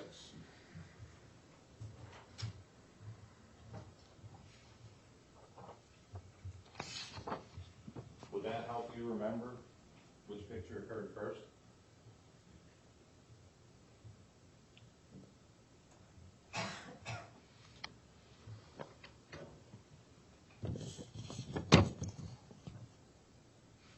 Yes, sir, but I think I'd be speculating if I guess which picture came first. Okay. Were there other pictures taken that day? I believe so, sir. Okay. Other individual members of the platoon posing for photos with the body? Individual members, sir? Yes, individual members. I don't know if individual members posed with the body, sir. Did you see any individual members posing with the body? I didn't see any individual members, sir. Would it surprise you if other individual members of the platoon did pose with the body? No, sir. Would it surprise you if I had, for example, a picture of SO1 Scott with the body? No, sir. Would it surprise you if I had a picture of TC Byrne with the body? No, sir. Would it surprise you if I had a picture of Chief Miller with the body? Individually, sir? Yes, individually. No, sir. Is there anybody in this platoon that would surprise you if I were able to show you a picture of them with the body?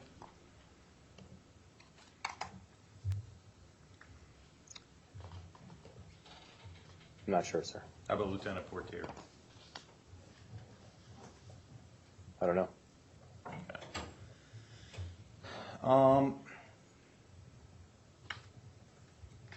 But you never reported any of this past Lieutenant Portier, is that correct? As far as, can you clarify that, sir? Any of this things that you say were wrong? Photos or suspicion about what happened to this detainee? You never reported any of that up the chain of command past Lieutenant Portier, right? So I reported directly to Lieutenant Portier, sir. And then I tried to get Chief Gallagher to confess what he did to SOCS Al-Azawi. You approached Chief Gallagher and asked him to confess to a murder to Senior Chief? Yes, sir. Did he? No, sir. Not surprising. Are you familiar with the Article 31 Bravo provisions of the UCMJ? No, sir. Did you take any classes in naval law at the Naval Academy? I can't remember, sir. Have you ever taken any classes in naval law or UCMJ at any point in your career? Yes, sir. Okay. And you've never learned about what 31 Bravo is? I can't remember what it is right now, sir. Okay. Would it surprise you to learn that a military member is not allowed to question somebody they suspect of having committed offense without reading them their rights? I'm sorry, can you say it one more time, sir? Would it surprise you to learn that a military member is not allowed to question another military member who they suspect of having committed a criminal offense without reading them their rights? I'm not aware of that, sir. Is naval law still a required course at the Naval Academy? I don't know, sir. Was it a required course when you were there? I can't remember. What courses did you take when you were there? I mean, we took navigation, seamanship. We took, individual courses to keep us abreast of, ship tactics and that sort of stuff, sir. And then we took specific courses on our field. So as we became juniors, seniors, second class, first class, midshipmen, we would then tailor off into specific courses about either ship driving or NSW or whatever you have, sir.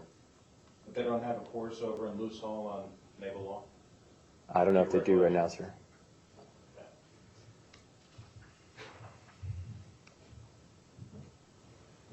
Did you have anybody else that you could go to for advice on how to deal with this situation of the chief threatening you? What do you mean by that, sir? Well, you claim that Chief Gallagher threatened you in the parking lot. Yes, sir. You claim that you told Lieutenant Portier because he was there and didn't tell anybody else, right? I'm sorry, can you say that one more time, sir? You claim that you told Lieutenant Portier about it because he was there, right? Yes, sir. You didn't tell anybody else about it till you spoke to NCIS, right? No, sir. Did you think to ask anybody else, hey, I don't know what to do here. I got a chief that's threatening me? No, sir, I didn't. Who is Lieutenant Commander Brush? He's the Troop 1 commander. Okay. How many troops are in a SEAL team? 3, sir. Or, yeah, 3 troops to a SEAL team. Okay. In SEAL Team 7, who commanded the other 2 troops? My brother and... That's the one. Your brother. Mm. Did you think to call your brother and say, hey, I don't know what to do here, my chief is threatening me? It had crossed my mind, sir, but I didn't. Did you think to call your brothers to say, can I have some advice on any of this other stuff? I did. Did you call him? I texted him. And what did he tell you to do? I can't remember the exact advice he gave me, sir, but it was just to talk to Lieutenant Portier or Lieutenant Commander Bryce or someone else, sir. You never did talk to Lieutenant Commander Bryce, right? Until Miller did. About what, sir? About any of these allegations of what happened, they claim, in Iraq. No, sir, I had not talked to Lieutenant Commander Bryce.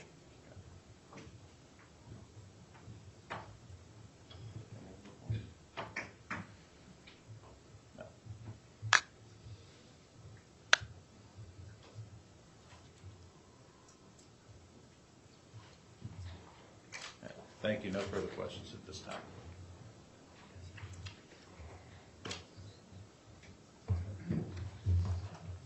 Redirect.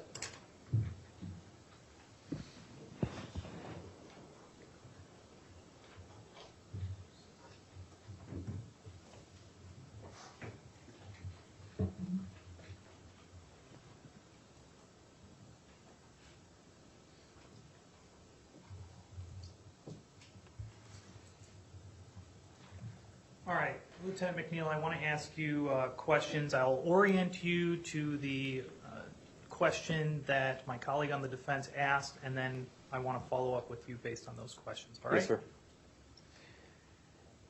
You were asked a series of questions if you would be surprised if anyone posed with the body, and you said you were not surprised, and that you were aware that other pictures were taken. Yes, sir. Did anyone else pose with the body with a knife at the neck of the deceased? Not that I'm aware of, sir.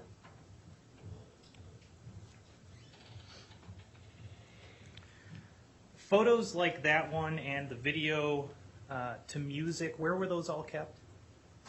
So they were all kept on SO1 Burns' laptop. That's where we consolidated all of our media from deployment. Who's we? So any member of the platoon that took photos or videos of the operations we went on. Who had access to the laptop? Practically anybody, if SO1 Burn gave it to them. Was it open to everybody? Yes, sir.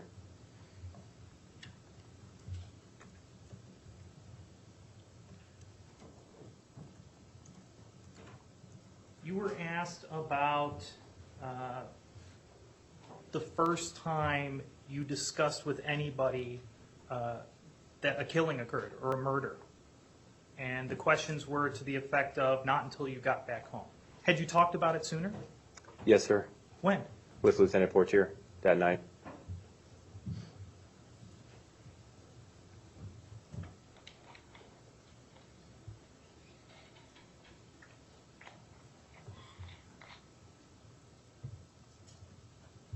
You were specifically asked that at the time when you saw the deceased, you had believed he died of his injuries. Yes, sir. When did that change? That night, sir. I apologize I didn't ask you about the SOTIF questions about repositioning. Can you please explain to the members what happened when you received a message from SOTIF to reposition? Yes, sir. So as by we, I mean vehicles 1 and 2, which Chief Gallagher and myself were the vehicle commanders for, went forward to support the clearance of the nearby villages. We encroached on, an approximate distance that the CO had set for us, hypothetically say 500 meters. And encroaching on that space is something that he can view back at the garrison. And viewing that, he told us to reposition ourselves because he thought it was reposition ourselves to a more advantageous position because that was against our SOP to pass that 500-meter threshold unless there was some extenuating circumstance. Was that repositioning different than your discussion of returning to the compound? Yes, sir, it was. What was different about it? It was different because we abandoned our forward post to come back to the compound because of the news of the injured ISIS fighter.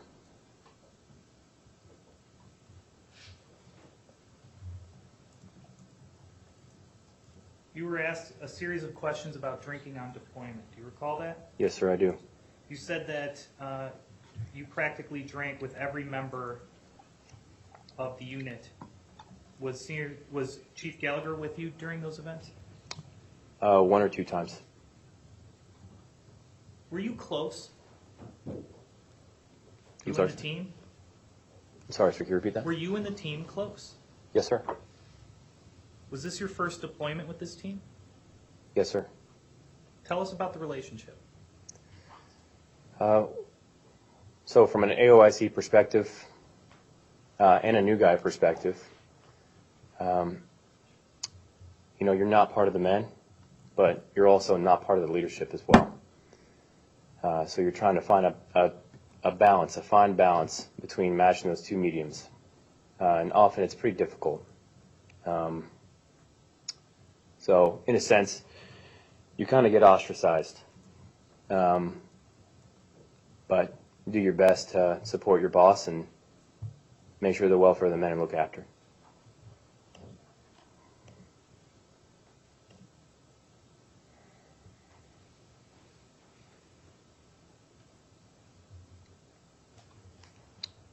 My colleague on the defense asked you to look at a document to see if it refreshed your recollection. What was that document? I believe it was an NCIS interview, sir. Was it a summary of an interview? Yes, sir. So it's not something you wrote? No, sir.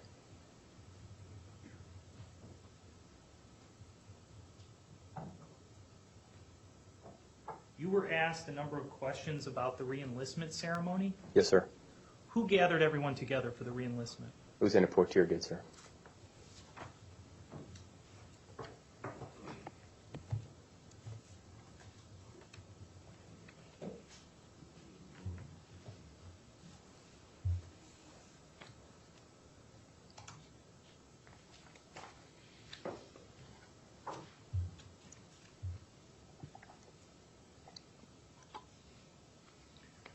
You were asked a number of questions that elicited a response from you that you may have told Chief Gallagher to go talk to Master Chief Al-Azawi. Yes, sir. Do you actually know what happened in the conversation between them? I don't recall the specifics of the conversation. Were you there, though? Yes, sir, I was.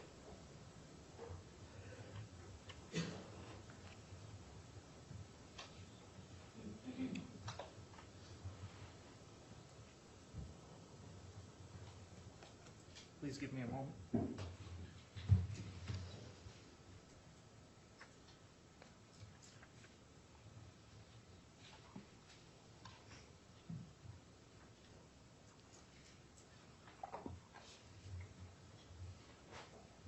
Thank you. I don't have any more questions. Defense Cross?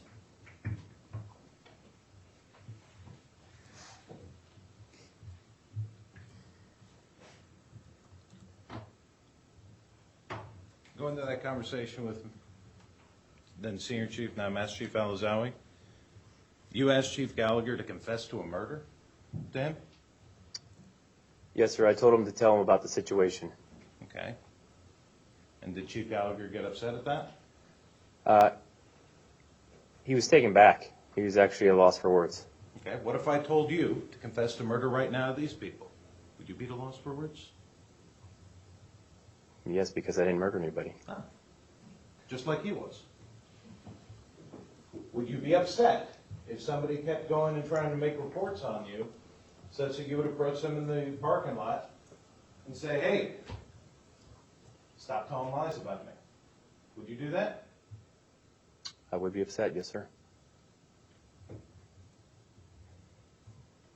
So that behavior you're talking about is all consistent with somebody who's being wrongfully accused as well, right? Projection, speculation. Overruled. Can you repeat the question, sir? The behavior you observed is consistent with somebody who is wrongfully accused of murder, right? That's the way he acted, sir. So if that's the way he acted, then that's how it played out. Is that a yes? If I was wrongfully accused of something, sir, yes, I would be upset. Okay.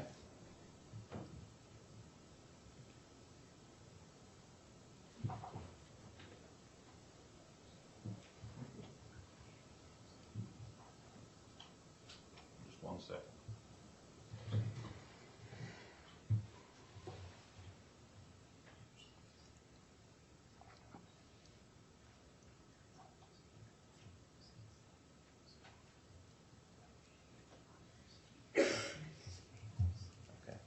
Now, as the assistant officer in charge, you say that you're kind of the middle ground. You're not one of the guys, you're not part of the leadership, right? Yes, sir. At that time, you're a lieutenant with 3 deployments under you, right? Yes, sir. Okay, how long had you been a commissioned officer at that point? 6 years. Okay. You don't lose your rank just because you're an AOIC and stop being part of leadership, right? No, sir. How many years did Jake Portier have as a commissioned officer at that point? I don't know the exact number, but either one or two more than me, sir. Okay. So it seems kind of silly for you to try and claim he was leadership and I was just kind of in the middle, have no responsibility here, right? No, sir, he was the platoon leadership. He was the ground force commander and the GFC and OIC. And who's his assistant? I am, sir, as well as one other AOIC. No further questions. Redirect. No, thank you, Your Honor. Members, are there any questions for this witness? It's a negative response from all members. Government, is this witness subject to recall? Yes, Your Honor. All right. Lieutenant MacNeil, you are temporarily excused. During the course of this proceeding, you're directed not to discuss your testimony with anyone other than the counsel located in this room. Do you understand that? Yes, sir. All right. You may step down and return to your duties. Thank you, sir.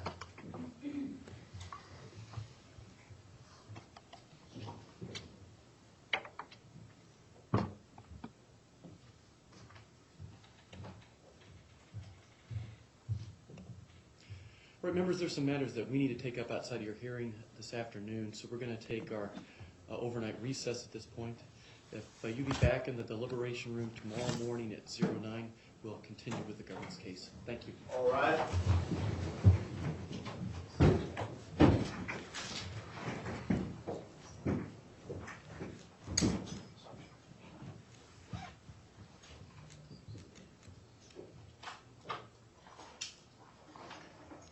All right, everyone, please be seated. Government, who are the two witnesses we know will, or that we expect will be an issue this afternoon? SO1 Corey Scott, SO2 Ivan Villanueva.